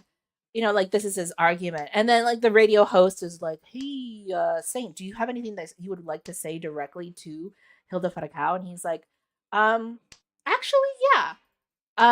You know, I just want her to know, like, she can come talk to me whenever she wants. You know, like, she can be forgiven. You know, like, she you know, things can turn around for her. She can be forgiven. We can forget about what she's doing, and like her sins can be washed clean. And like, if she just comes to talk to me, I'm so open to her coming to talk to me about anything, because I want to save her from Satan. Obviously, that no other reason. Stop. I have a shoe, and I spit clean it every night, and I keep having these nightmares where the shoe steps on me, and like maybe she'll pounce on me. But, you know, like, I'm mainly concerned about her soul. Like, I just want to save her and everyone else from Satan, and she can come talk to me whenever she wants. She hears this on the radio, and she's furious. She's like, what the fuck? Who are you to come talk to me over the radio? Like, you know me, bitch. You don't know me. You don't know me. She trashes her room. She gets really punk rock. She's like, fuck this guy. He thinks he knows me. He doesn't know me. Damn it. I should have dropped AP instead. He doesn't know me. It doesn't matter. If I had dropped AP or not, it would have been the same result. 2K lost. He doesn't know me. How dare he talk about me on the radio? How dare he send me a message over the radio like he thinks I care? I don't. And he has a stupid haircut. And it's a bowl cut. And he's stupid. And he smells. He smells. So she's like, fuck this guy. I'm gonna show him at the next. You know what? He's coming at me over the airwaves. I'm gonna come at him. Okay, both of them not realizing, like, they are setting up a double entendre upon double entendre upon double entendre upon, like, you know, like, whatever out there as they're talking about each other to other people. And everyone's like, why are you guys so obsessed with the other guy? I think you should just forget him. I feel like they're ruining your life. Like, you know, why are you so concerned about what they think or care about you? And, like, everyone's like, maybe you should, like, you know, the mentor to Malthus, the saint, the guy who wanted to exorcise Hilda FURACAO and who found her shoe. Like, his mentor comes and he's like, I think you should stay away from this lady. You know, like, you got nothing to prove. You know, I know that you want to, you know, make this miracle happen where you convert her to, you know, your side, our side, Jesus's side, by making her give up her ways. But, you know, she is Satan, first of all. She is satanic. And the miracle is not going to be you converting her, but you not being converted by her. Because she is going to get you, son, and you should stay away from her. She is too powerful.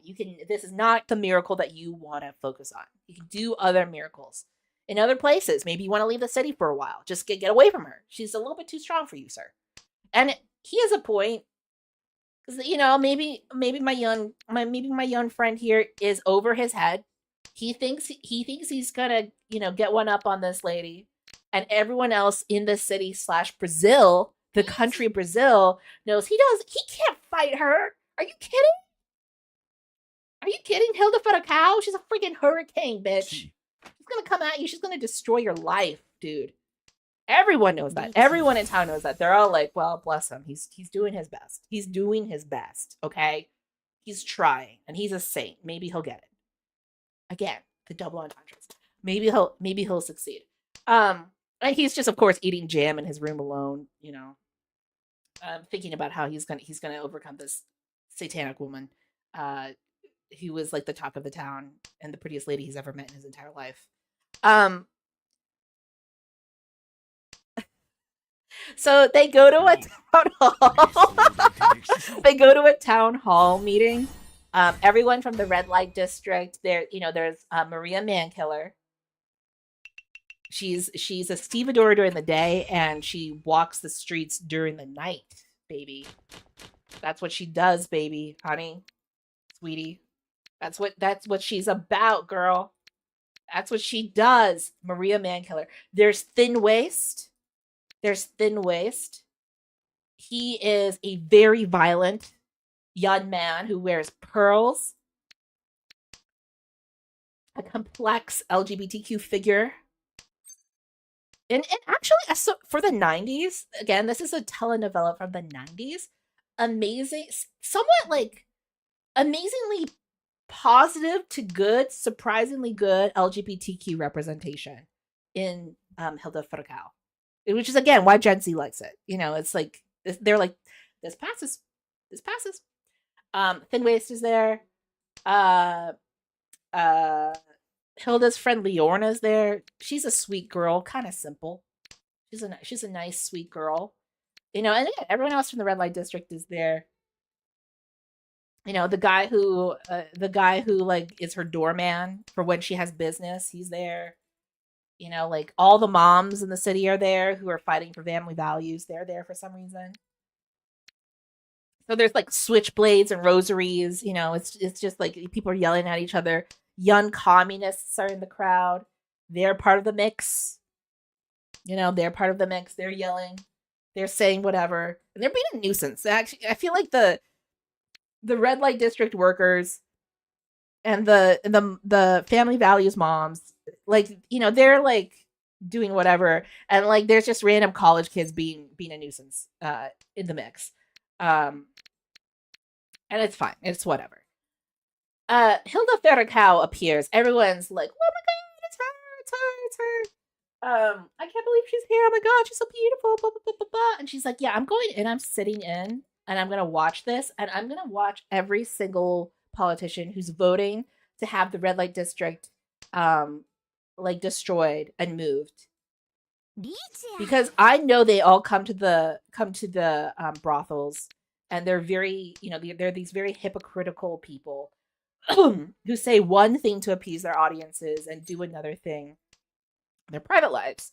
And she's like, I'm going to look each and every one of them in the eye and dare them to vote against us, and dare them to vote against the very like sex workers that they employ. So, she's there. She's looking fabulous. Now, Malthus was supposed to be there early. Like, the model majority moms had asked him to come early to the town hall so that he could give a speech on the steps. And he had spent the entire time leading up to this, like, trying to write something. He's like, man, I can't think of anything to write. I don't know what to say. What am I going to say at this thing? And he arrived late because he wrote nothing. He didn't prepare. He's trying to reach sainthood and create this miracle and encourage people to love Jesus and whatever. He didn't know what to say. He didn't know, and he just appears and he gets in late, and everyone's already seated, and there's only one chair left, and guess who that chair is next to at the town hall meeting? He's supposed to be there. He's supposed to be a representative. He's supposed to be a masthead. He's supposed to kind of like, also put the fear of God into the senators who are there to vote that day. He's supposed to be representative. The only person he can sit next to is HILDA FURACAO. And he's looking over her and he's like, oh my god. And he like slowly walks over there like he's gonna sit next to her, but at the last minute he chickens out and he's like, I can't sit next to this woman. Oh my god. And he goes to stand next to his friend Roberto, the journalist who's also the narrator of the story. And so he's just standing there, and the entire time he's just like sneaking little glances at her, but it's so obvious. Like, she's applying her lipstick, and in like the mirror of her lipstick applicator, she can see his eyes looking right at her. And meanwhile, she's like staring, making like come hither gazes at the senators to remind them that she knows about them, and they better not fuck this up and vote against her and her neighborhood, because she's gonna mess up their lives. And also, she's a gorgeous woman. Hello, please vote for me. That's what she's doing. So, like, they're doing the vote, and the red light district inhabitants win, which is such a surprise, and everyone is so happy. And as they leave, Hilda bumps into him, and into the saint, and she just smirks at him. But her expression kind of gets changed, because he looks like okay. Saint Malthus, the guy, has like the saddest eyes. He's got real Keanu Reeves sad eyes. Just a deep sadness. Just a deep sadness in those eyes. And he's also got like deer in the headlight eyes, because he's looking at her, and he looks at her the same way. Like, he's just like, like, it's like, baby, is your mouth dry? Because like, your mouth agape, like, you can't be this down bad weak for a lady in public. Everyone can see. Everyone sees. Like, people can tell that you're a little stunned by her. You're a saint, but you might not win this one, bud. Satan might win this one. And Hilda's like, I won. And they walk away, and the saint is so conflicted. He's like, oh my god, I can't believe I lost this one. And everyone around him's like, you shouldn't have gotten involved in politics. Like, you shouldn't have tried to do that public exorcism, which was the meet cute where you met HILDA FURACAO. You should have just stayed home and whatever, and just continue being a priest. And he's like, oh, I don't know. He's being haunted by a shoe.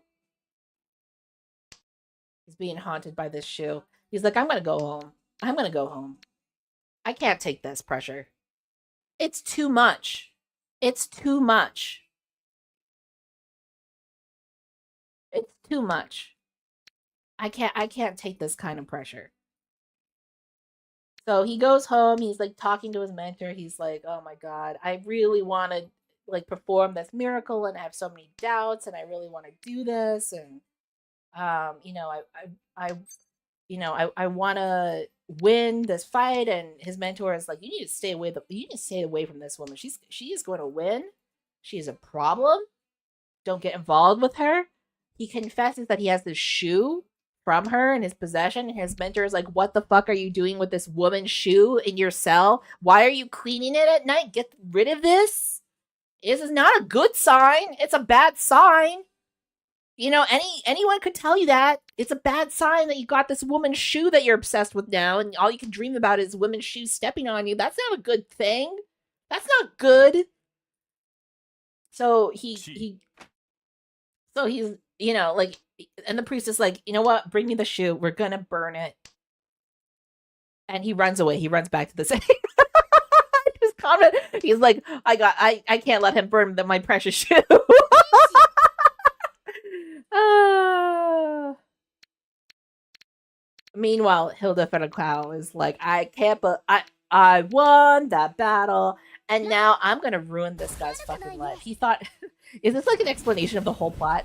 I don't know, Trash Hall. I don't know if I can explain the whole plot. I'm gonna be honest. There's a lot to explain. This might be an explanation of the whole plot. I'm kind of cooked right now. I don't know if you guys can tell. I'm a little bit braised and broiled and roasted. I didn't sleep a lot this week, so this is what you get. This is what you get. It's a Yapcast. Yapcast.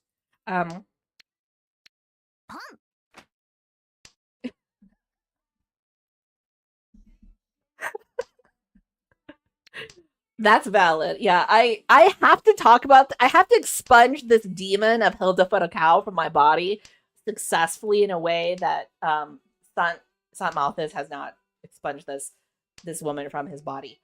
Because he can't stop thinking about her. She's so she's so beautiful and so much a part of his every waking moment.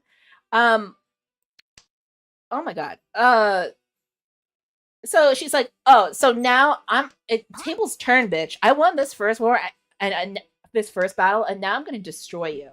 So she's like, "You know what I'm gonna do? I'm gonna go to where he is, and I'm gonna mess up his life in his comment because he got on the airwaves and got into my house via my radio.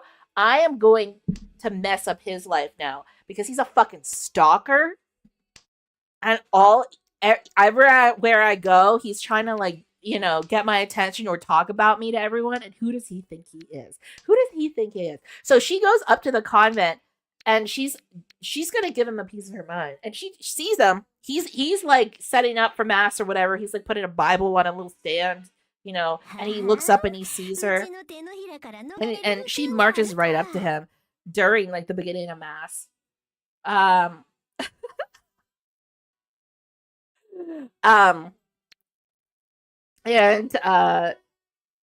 she like she's like, "Let me just tell you one thing, you fucking stalker. Like, who do you think you are? You think you're a saint? You're not no saint. You're not my saint." And she like goes off, but midway through, like me, she immediately forgets what she's talking about. She gets exhausted and she's like, "I'm leaving." And she just goes, and just as she's about to like turn the full way, she like turns around to say like one more word, like she's gonna tell him off one more time. But she just turns around and looks at him. He looks stunned. He hasn't been able to say anything, and then she's just like, "Nothing," and then she just leaves. And she goes back and like in front of all her friends, she's like, I hate that guy. He's so terrible, and he's like, he thinks he's so much better than me, but he's not. He's not better than me. He thinks he's like so high and mighty, and he's on his high horse. But who is he? Who does he think he is?" And then everyone's like, "Girl, do you have a crush on this priest?" And she's like, "Whoa. What do you mean?" And they're like, "You talk about him a lot for someone who, like, for just a guy who's just kind of your political nemesis, like you talk about him a lot, a lot, a lot, a lot, a lot." And she's like, "Oh my god, Well, I don't like him. I just think, he's a real hindrance and I'm just going to keep attacking him. You know what I'm going to do next? And her friends are like, "What, girl? What you going to do next?" And she's like, "Okay, you remember that time some guy ex-nayed himself for me because he was so in love. He said he was so in love with me. I think that the ghost of this guy, because she's into tarot cards. I think the ghost of this guy is messing up the future assigned to me through the cards. His ghost is probably full of vengeance. Is messing up my tarot reading.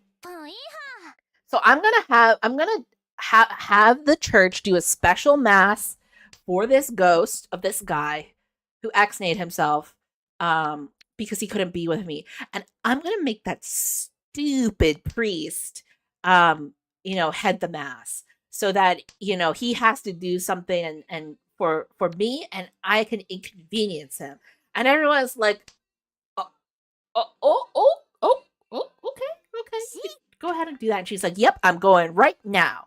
And as she's doing that, like, our good friend Saint Malthus, the saint, is in the convent, and he's just like, like he you have to remember, as I said earlier, he had like run away from his mentor who had told him to burn that stupid fucking shoe. And he's like, he was so excited that she had come to yell at him. He was like, "Oh my god, I think she really wants to change because she came all the way down here to the convent, and even though she was saying all these mean words to me, like it seemed like she wanted to, I feel like she heard the message that I was saying, and she really wanted to change, and like there was something different in her eyes when I was looking at her. It seemed like she was softer, like, maybe she's really getting that message. Maybe she's she's gonna follow through, and this will be my first miracle." And his mentor shows up and he's like, "Why did you leave town with the shoe? You're supposed to throw away the shoe." And the guy's like, I'll throw away the shoe, I'll throw away the shoe. I'll throw away the shoe. I just think that it's happening, sir. I think that she's gonna cast Satan from her life and like become a true believer. And his mentor is like, "You idiot. There is no way she's gonna become a true believer. She is way too strong of a devil. You are in so much trouble. Please get rid of this shoe. It's creeping everyone in your life out. And you're telling lies, and you're running away from me and running away from God, and you're just deluding yourself." And the guy's like, "You're right. And his mentor is like, "You know what you need? You need to go with me to Rio de Janeiro. We need to look at that giant statue of Jesus. Take a little retreat. Get away from here for a while. You shouldn't be involved in anything political. You should stay away from this woman. She's no good for you." And as he's saying that, the guy's like, "You're right. And he like, gets ready to pack up and go. And, he like in a moment of solitude, he's like, "I don't want," he really does need that retreat. He does need the retreat. Maybe he should take some time off. He has been publicly humiliated by her, by Hilda FURACAO. And honestly, maybe a break would be good, because he's talking to shoes. He's talking to Jesus way too much about the shoe. It's all this stuff. So he's like, "Okay, I guess I'll pack." And the priest is like, "Great." And he like, goes about his day. Hilda FURACAO arrives at the convent. She sees the padre, who is the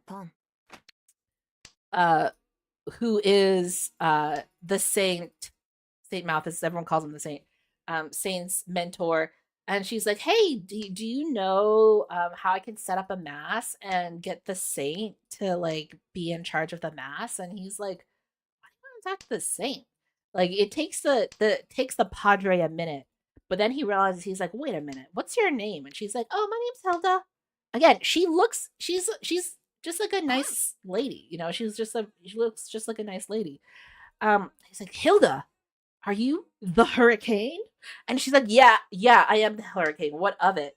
And he's like, "You need to stay away from my boy. You need to stay away from my boy." And she's like, "Why do I need to stay away from your boy?" And he's like, think about, what life is going to be like, and repent now. Like, think about your death and how you want to live your life, because you can't live like this. It's no good." The double road on the 7S is amazing. You can't live like this. You can't, like live in sin like this. And you have to leave this poor boy alone. Because, I know that you're in love with him. The priest knows she's in love with him. The priest knows. And she's like, love? And then she turns around. And who is there? Saint Malthus? And she's like, oh my God. And she's so embarrassed. And she runs away. Because that's what you have to do as a lady when someone tells, in front of your crush that you like them. Not the priest getting into the tea. Exactly, trash. The priest got into the tea. And Malthus is, of course, dumbstruck. He's like, she loves me? And, I don't know. The boy, he's just a boy. He doesn't know what's going on. He's a dummy. And the priest is like, yeah, she obviously does. She's into you. Why would she spend all this time, trying to do all this stuff with you and get involved? We got to go to Rio de Janeiro. We got to see Giant Jesus. You got to fix your life. So they leave. And Hilda is distraught, and she realizes she loves this priest. And she's like, it's probably not a coincidence that I saw him on the day that I lost my precious shoe. Like, she doesn't think he has her shoe, but he's like, maybe he's involved somehow. And you know what? Maybe I do love him. I kind of love him a little bit. And everyone's like, no, duh, girl. Like, no, you don't spend this much time, talking about some rando and how much, you hate them, unless you actually kind of secretly like them a little bit. And she's like, oh my God, I love him. Where is he? Where is he? And she finds out that he's left for Rio de Janeiro, and she's just like, oh my God, please. But what time does the carriage turn back into a pumpkin? It does. Through a communist revolution. I was going to summarize the rest of this, but you know what? I think I've yapped a little bit too much about it. I just wanted to get this point where they realize that they love each other. I'll do a quick summary of some other key points. Block your ears if you don't want spoilers. But he keeps trying to run from her, and he convinces himself multiple times that he's over her, and he just wants the purity of her soul and to save her soul. But, he can't stop thinking about her, and then he returns to back to the city because he's like, you know what? She doesn't have control over my mind, except she does. She doesn't have control over my mind. I can resist her, temptation. All I want is the spiritual freedom of the town, and to do good, and to build this children's choir that I think is going to be really excellent. And he gives himself all these reasons why he wants to be back. And every time he sees her, he just falls apart. One time he's like, you know what I gotta do? I gotta get rid of this shoe, because he tries to throw the shoe away, and he just sees it in the night. It's glittering at him on the ground, and he's like, fuck, the shoe. And finally he decides, I gotta get rid of this shoe. I gotta take it to my friend Roberto. Roberto knows her because he's doing this this article about her, about Hilda. I'll get Roberto to return the shoe to her. And he goes to the radio station to do that. And it happens that on that same day, Hilda is going to the radio station to meet with Roberto because she wanted to talk to him about what he's uncovering about her past. And would you know it, there is some sort of military commotion and a coup. And the government is falling apart, and everyone is panicked, and they run into each other, and they literally run into each other in a moment of fog and haze. A coup. Yeah, there's a coup. There's a political situation happening where the government is falling apart, and everyone thinks there's going to be mass chaos. And they're both at the radio station this time, where it's there's tear gas everywhere, and people are storming the radio station to get away from the radio station. They bump into each other, and the priest is like, I think I'm gonna die here at the radio station. I think it's the end of the world.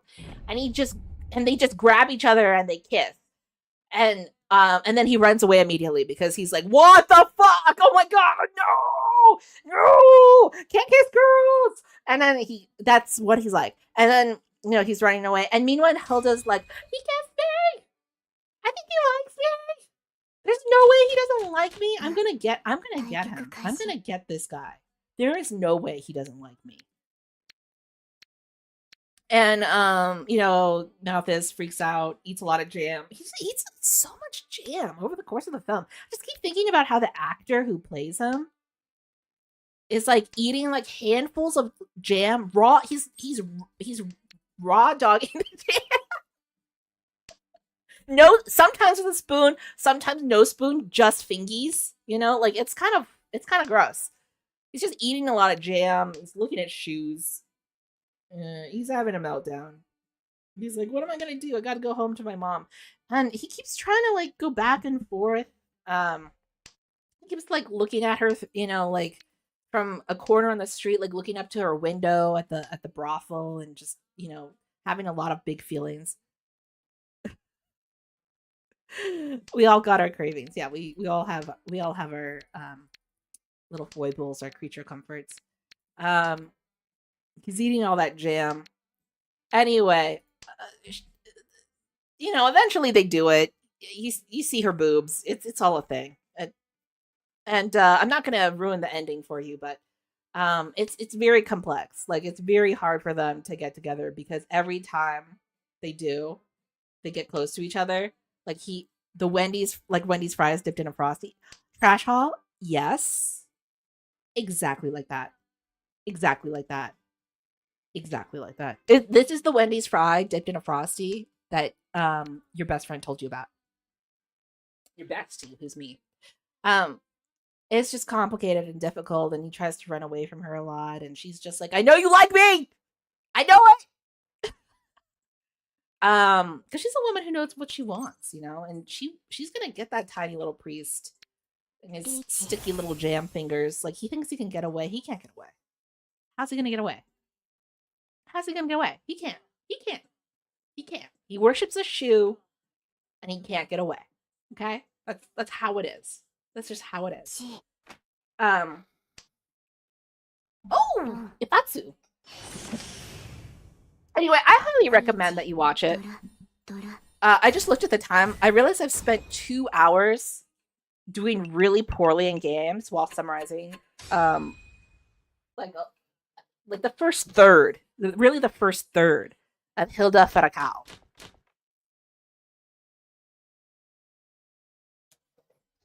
But this is what doing really poorly in game is. You just steal first place. Up to this point, we've had like 3 consecutive 4th place finishes, right? 4 consecutive 4th place finishes. It's not been good. I'm locking in now, though. I'm actually paying attention to the game now. And I'm going to blow my nose because my nose is very stuffy from being congested.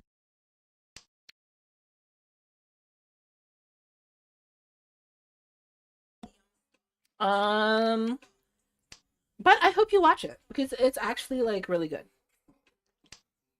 It's actually quite enjoyable. Great telenovela. Would recommend. 10 out of 10. 10 out of 10 novella. 10 out of 10 novella. And I usually don't. I'm a fussy little bee, you know. I don't like things. I'm very critical, but I did enjoy HILDA FURACAO. It was very good. It was very good. Surprisingly very good. Classic Brazilian telenovela from the 90s. Very good. You will see boobs in it though. That's just a warning. There's, you know. I didn't know what happens with the shoe though. The shoe eventually returns to its rightful owner. Not directly through the hands that took it from the street, but you know, gets there.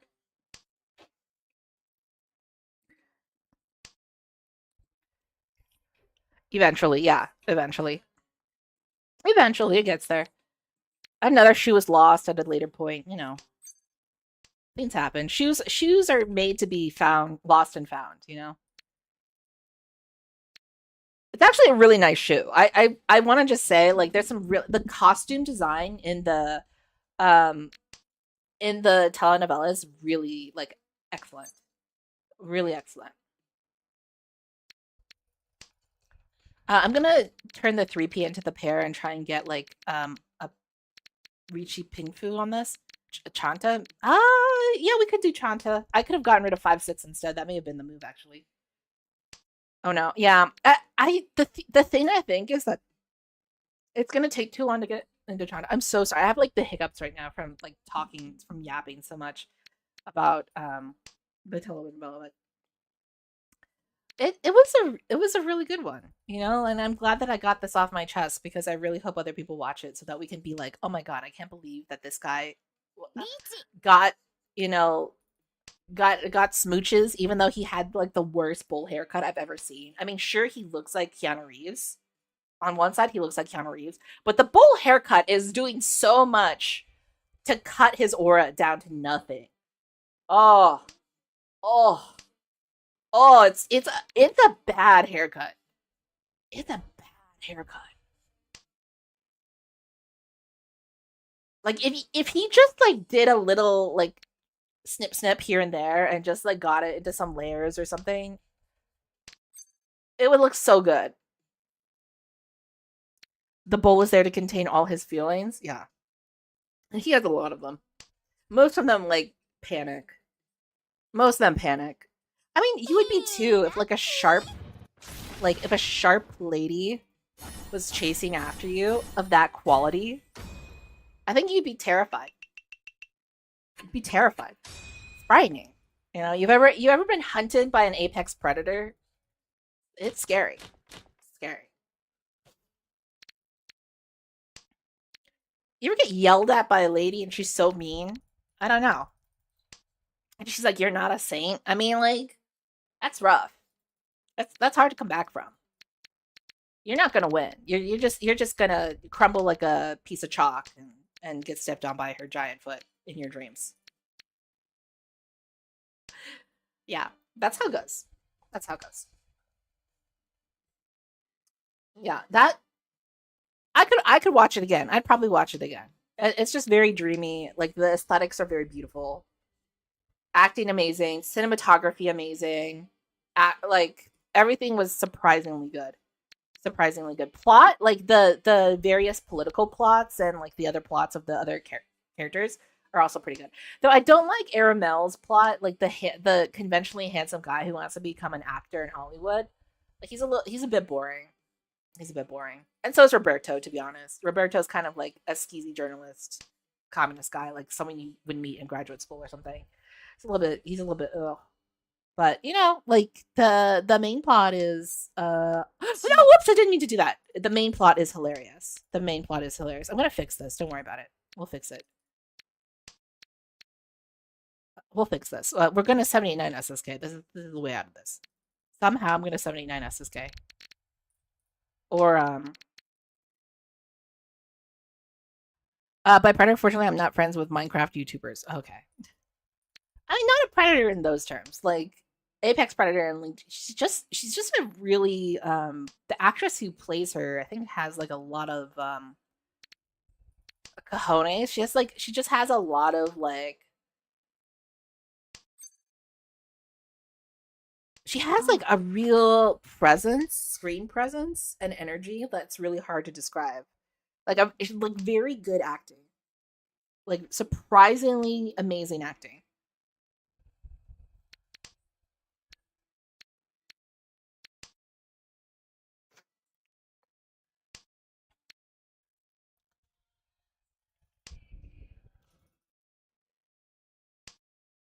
Yeah, I'm gonna fix this. I'm gonna fix this somehow. I'm gonna fix this somehow. Ugh. Okay. I'm so sorry about eating that towel earlier. That was like a misclick of epic proportion.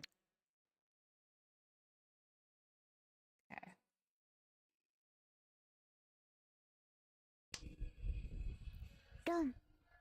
Interesting. It's a good thing that that 5 dropped before me. This is fine. This actually puts me in the dealer position, which is not bad.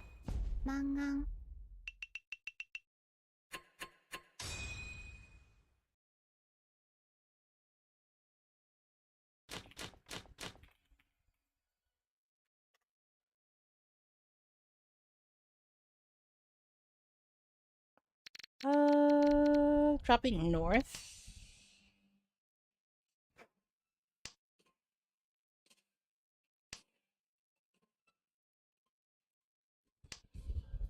Hmm.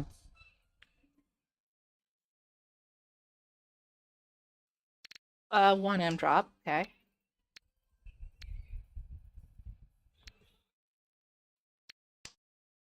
Hmm.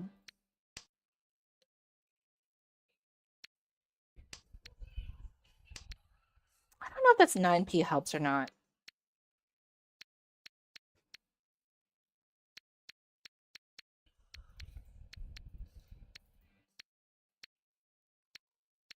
I'm gonna drop the 2S, I think. Hmm.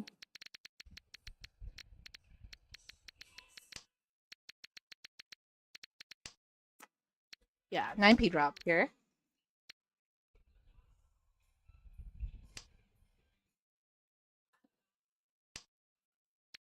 Hmm.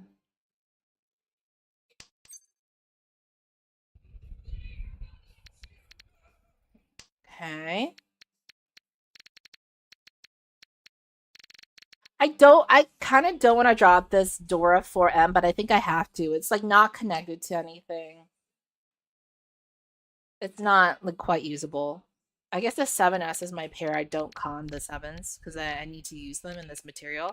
I mean, like, what if I just like, now that there's something that's kind of close to the 4M, like if I keep this 6M, if I drop the 1-2, which is a terminal sequence, maybe I can like kind of push the hand a little bit.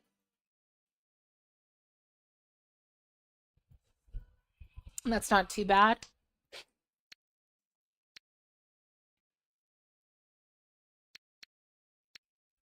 Hmm. I kind of like the 2M pickup because it does give you that like flexibility with 3 and 5 there.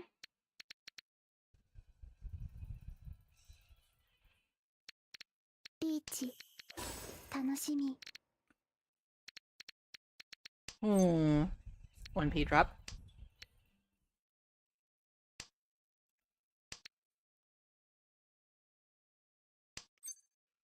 West. Hmm.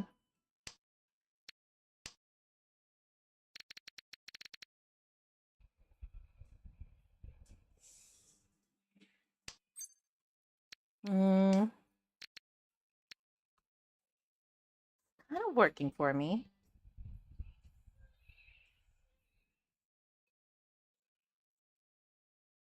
Am I just floating in midair?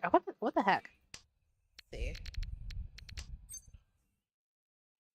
3S drop.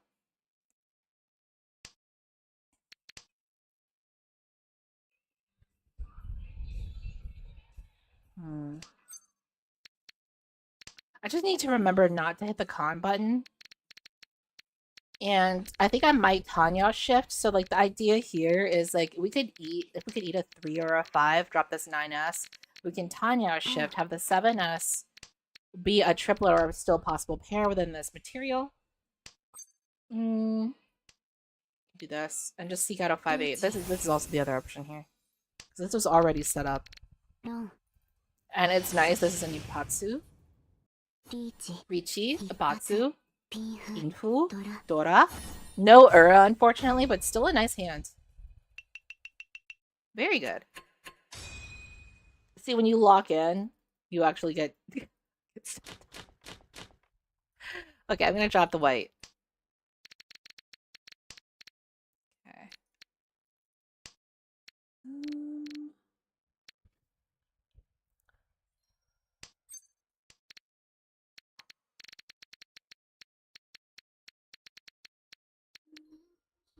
Do this.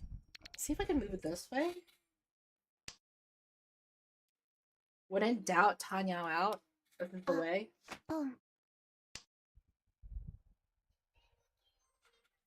When in doubt, Tanya out.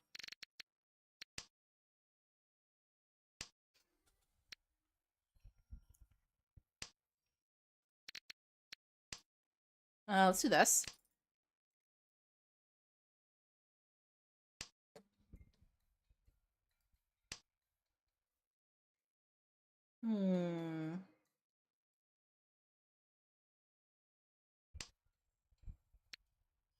9x drop.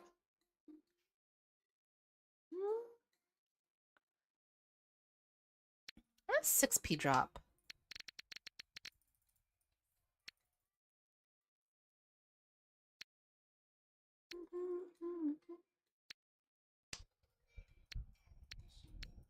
Hmm.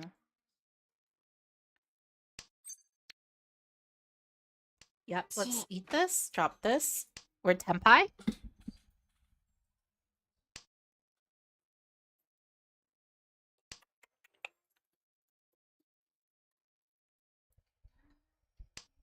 Okay.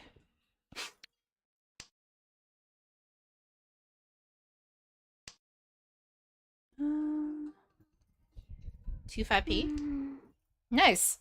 Pick up on the Aka is really convenient, especially off of like the second place person driving like more of a wedge between myself and the next person.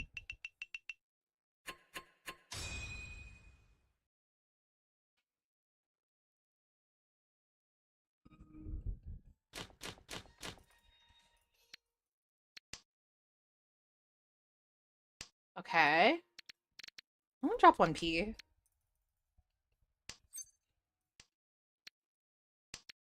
Hmm. Hmm.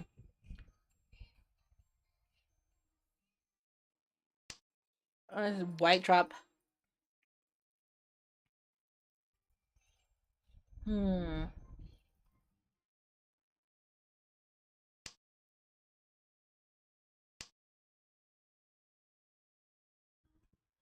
Hmm. Oh, okay. This pickup, not bad.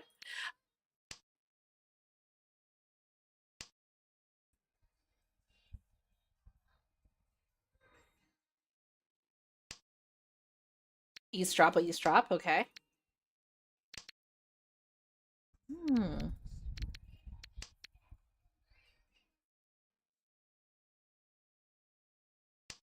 I want to drop the 1-2 and just see if I can maybe like push an Itsu here.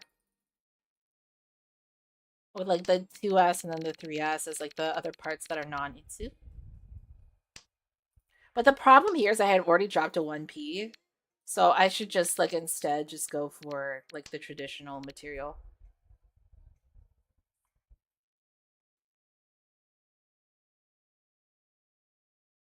Hmm. Hmm. Yeah, this is good.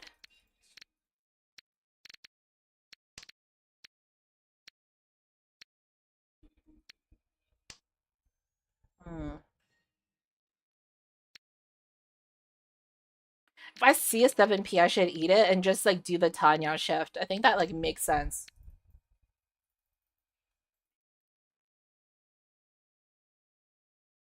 Hmm.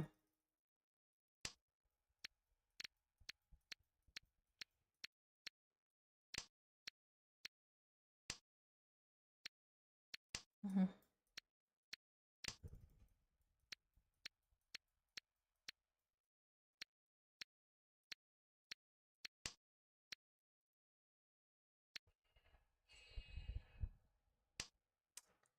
Driving the 8M. I think this is good.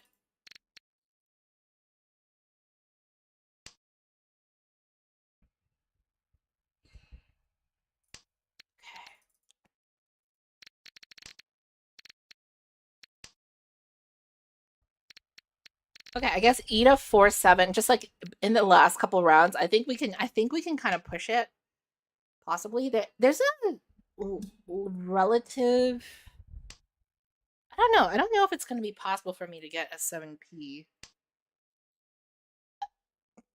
Mhm.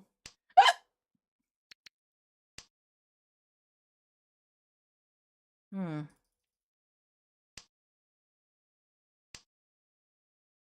Okay. Hmm. I could possibly IPK instead with like the 2-3-4.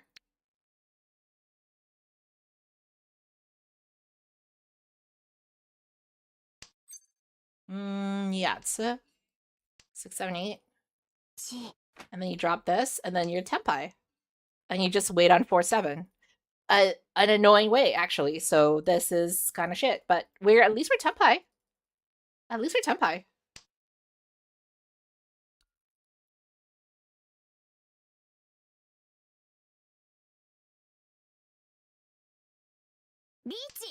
Nope.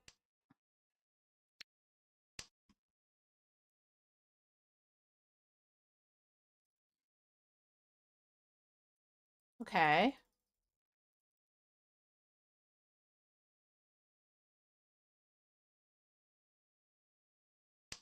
Hmm.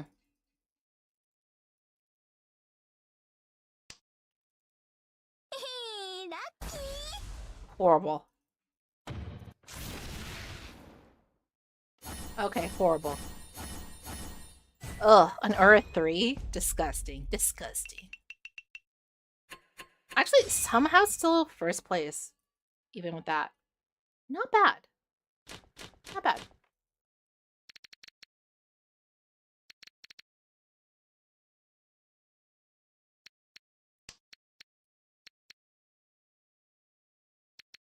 Hmm.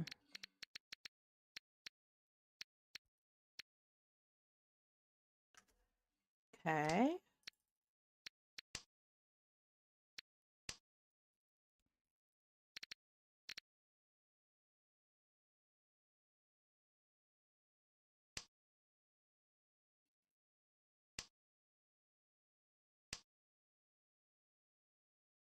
Hmm. This is fine.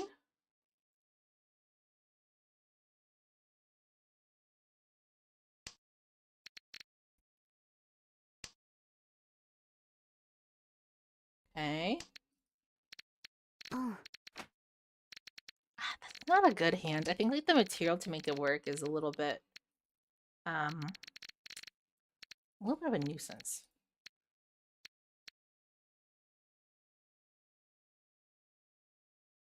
Oh.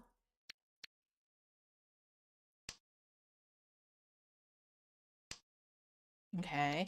I can possibly get a 2-3-4 SSK here. Maybe like drop the greens and just like try and push the SSK Tanya.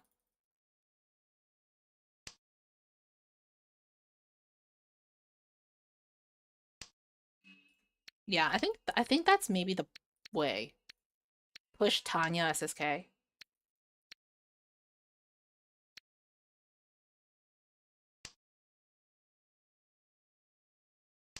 Hmm.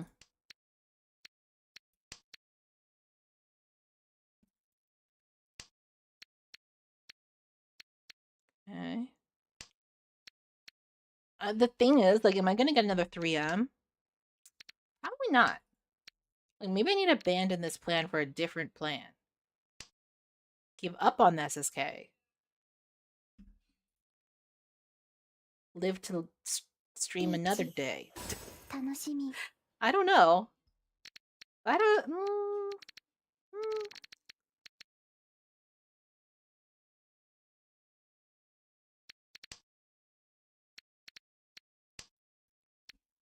Okay, I think this might be it.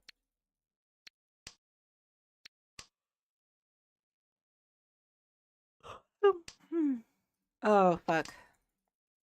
Let's cut these are safe tiles.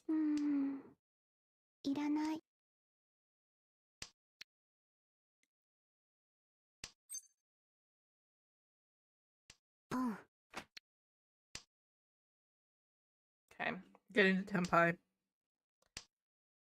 Just take the opportunity to get into Tenpai. The Sanzo weight is so meme. It's kind of oh, this is Furry 10, but Furry 10 is for oh, it's real. That's... Oh well. Oh well. I tried. I tried. I tried.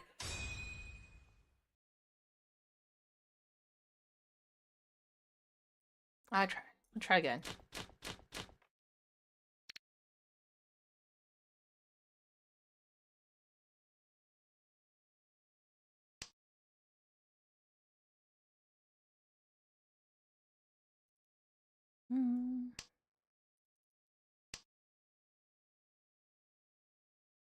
Okay.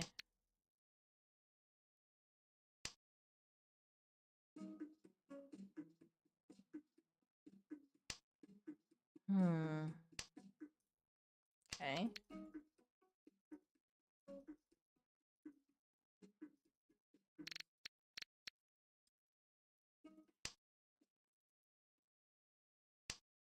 Hmm. Okay.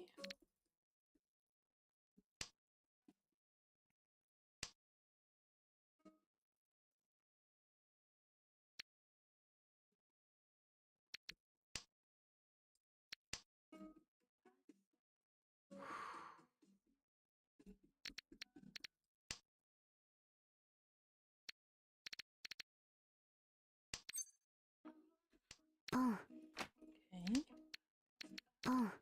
Hey demons, value police checking in kiosk says kiosk denied value again today. I've denied value a lot. Mainly because I spent like the first 2 hours, I believe chat over stream on this issue. I spent the first 2 hours of this stream summarizing the plot of the Brazilian telenovela Hilda Furacao. So really like I was not locked into the game. I was locked into summarizing a telenovela. But now I'm locked in. Now I'm locked in. Yeah, chat might be like they might actually be watching Hilda Furacao now as a result of me like yapping about it for so long. I don't know. That would be my hope. That would be my hope.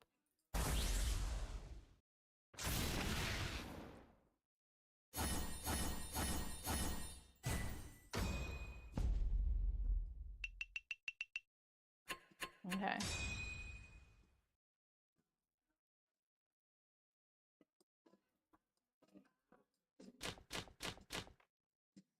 My mom used to watch those, and I'd be kind of like, do you know Spanish? I'd be like, kind of. It's this particular telenovela is really good. It's in Brazilian Portuguese, so kind of like Spanish. Like I think you can kind of like if you know a little bit of Spanish, you could probably understand a lot of it. But you can also just find like the English sub online. It's really good.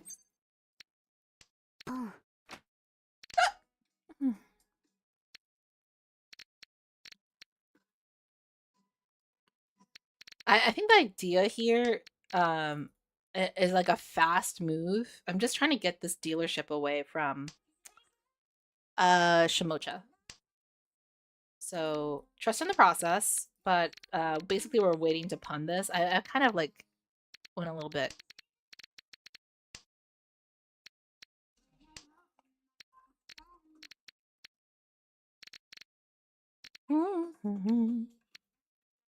We could also like Hanitsu this if we wanted to. Okay.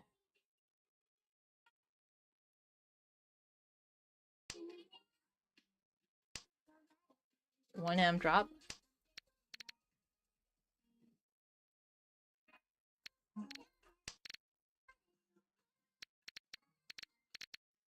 Hmm.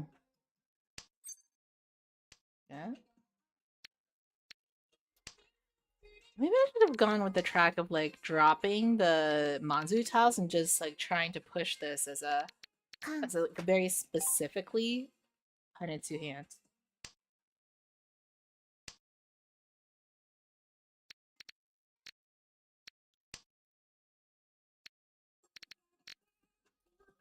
Hmm.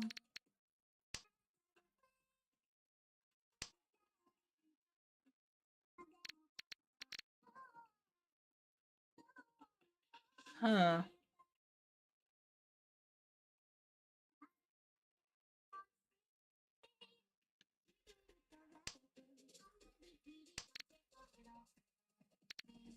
I don't know what value is. Value is just a state of mind.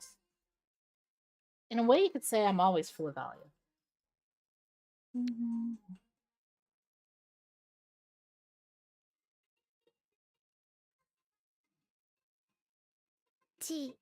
Okay.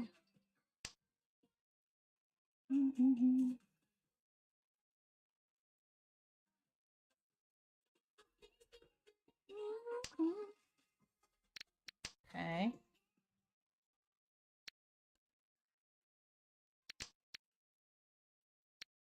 I don't think I should drop any more Manzu tiles. I think Toyman is doing a Hanitsu hand.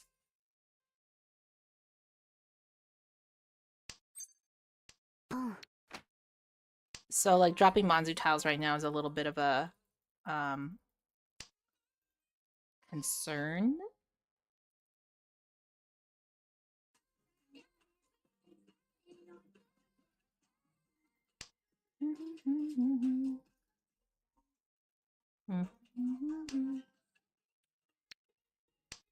Right time is just a state of mind.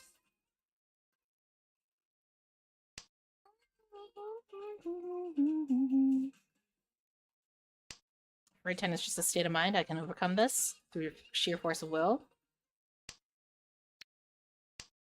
I can overcome this through sheer force of will.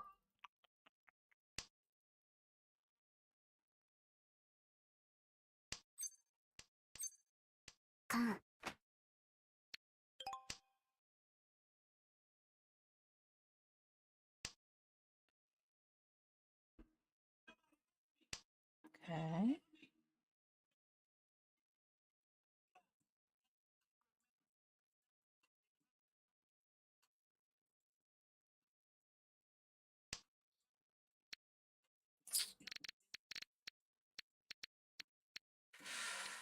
Let's not go there. Let's fold.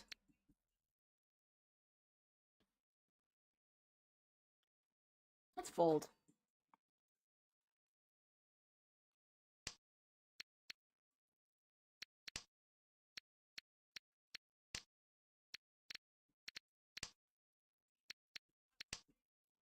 Hmm.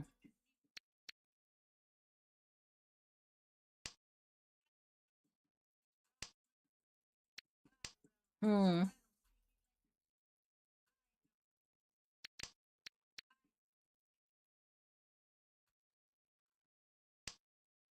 Okay.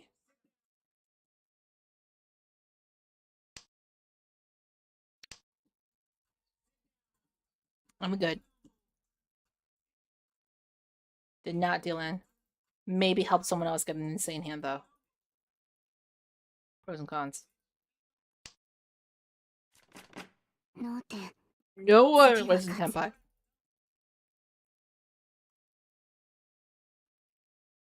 Hmm? Okay. North, 9S. These are the ways.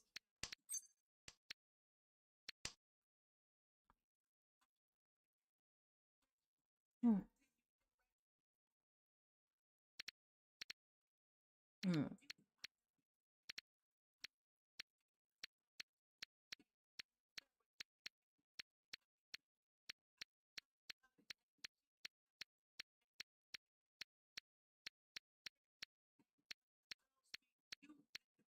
Hmm. Hello?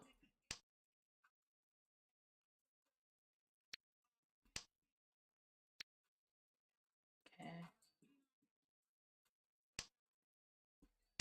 1M here. Mm-hmm.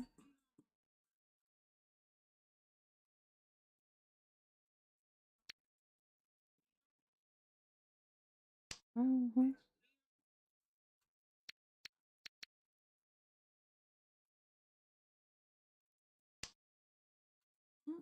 Mm-hmm.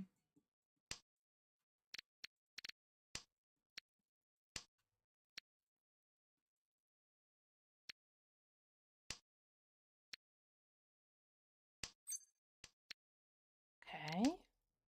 I'm getting somewhere with this.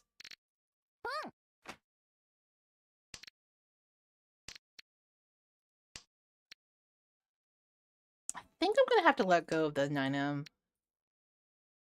See.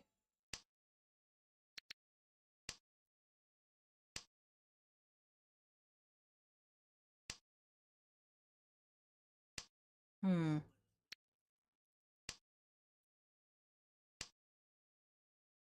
Okay.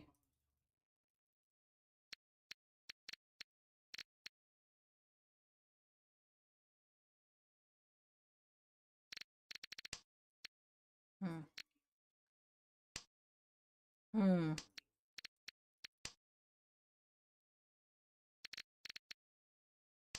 Hmm. Nice.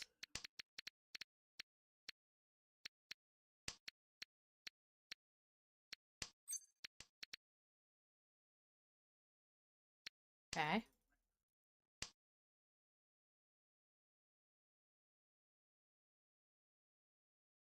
Dropping the like,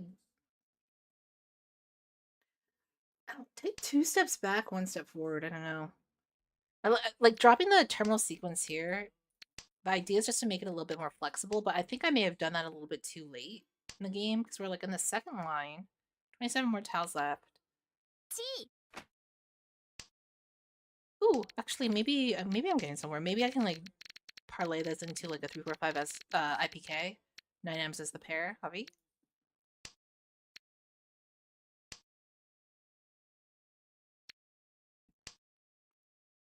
Hmm.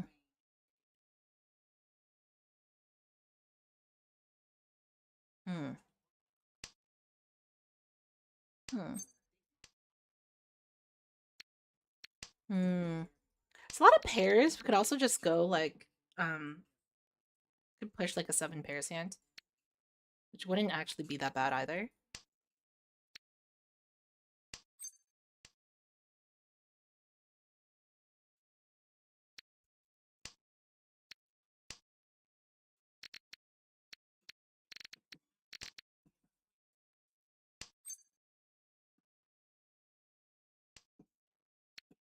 Okay. Okay.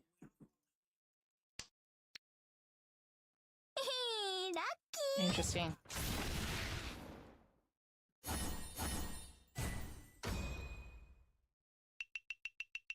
Hmm.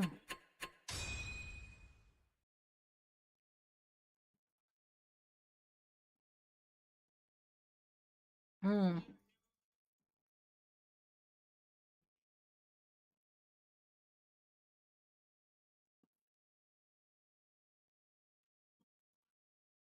Hmm.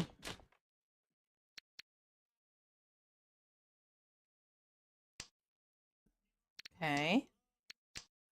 We're Hinitsuing this. Possible dragons.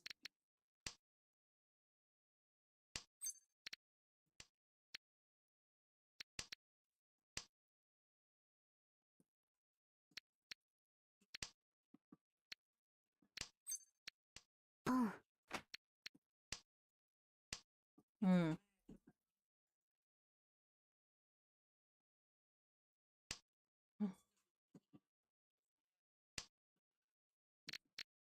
Hmm.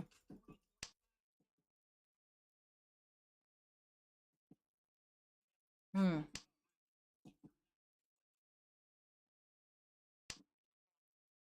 Okay.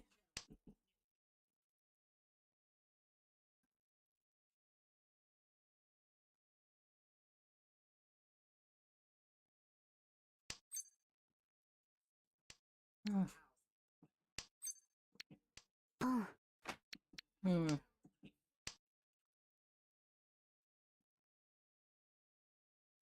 Hmm.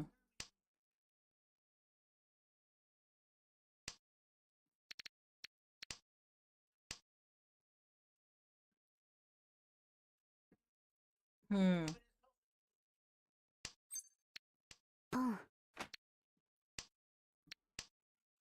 Hmm.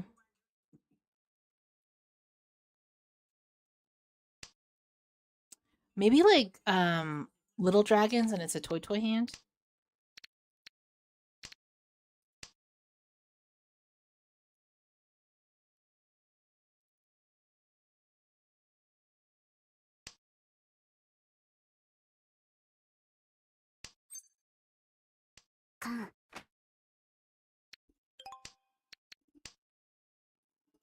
Hmm.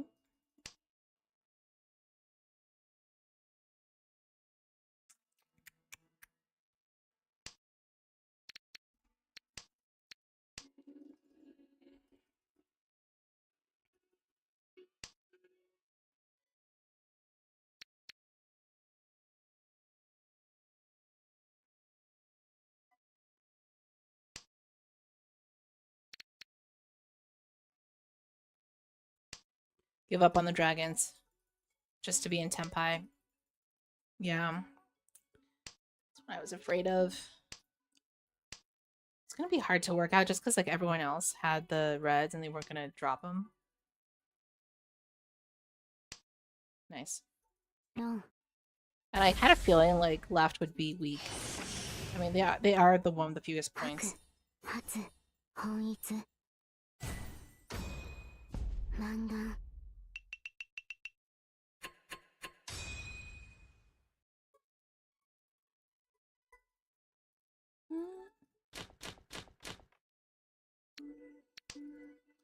Okay.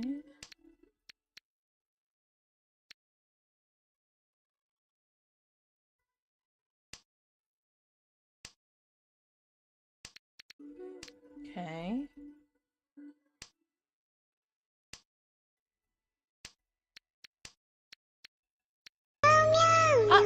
Tangy! Thank you for the raid!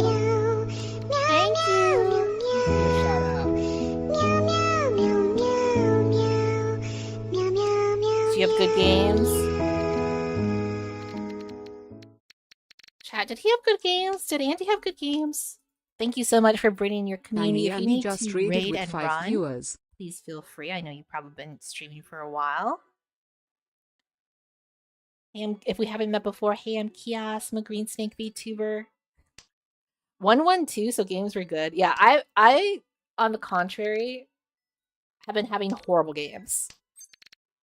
He played Mahjong, which is not a good game though. That's true. I've been having horrible games for most of the beginning of this because I was not locked in. I was like explaining the entire like plot of the first couple of episodes of Hilda Faracao, which is this like Brazilian telenovela. Which honestly I think you should watch. It's pretty good. It's pretty good. Someone got dealer Yakima in third game, Lamau. That's crazy. That's crazy.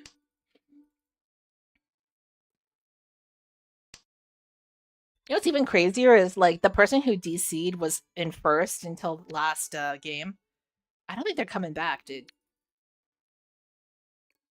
I think they're dead, man.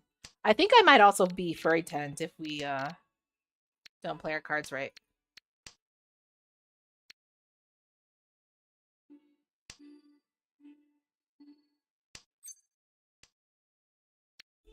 Because of the 9p drop earlier, which I hadn't even like noticed or paid attention to.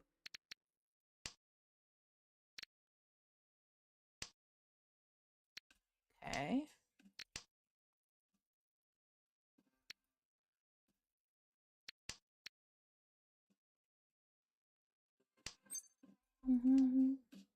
Drop this 1S.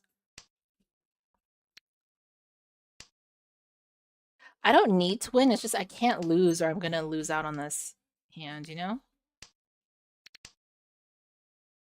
You're also furry 10 on 7, Lamau. Oh, I didn't even notice, dude. Fucked. 楽しみ ごめんこのパイはうち Embarrassing. I lost first place to the person who DC'd.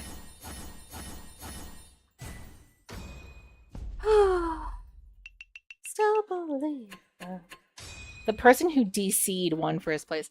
Okay, I'm really sorry to do this because you guys all just arrived. DC strat is simply OP. Yeah. I'm sorry to do this because you all just arrived, but I haven't slept a lot this week, and I'm really tired, and I gotta go. I gotta go sleep. I'm so sleepy. I'm so tired. So we're gonna raid. It's gonna be a raid train.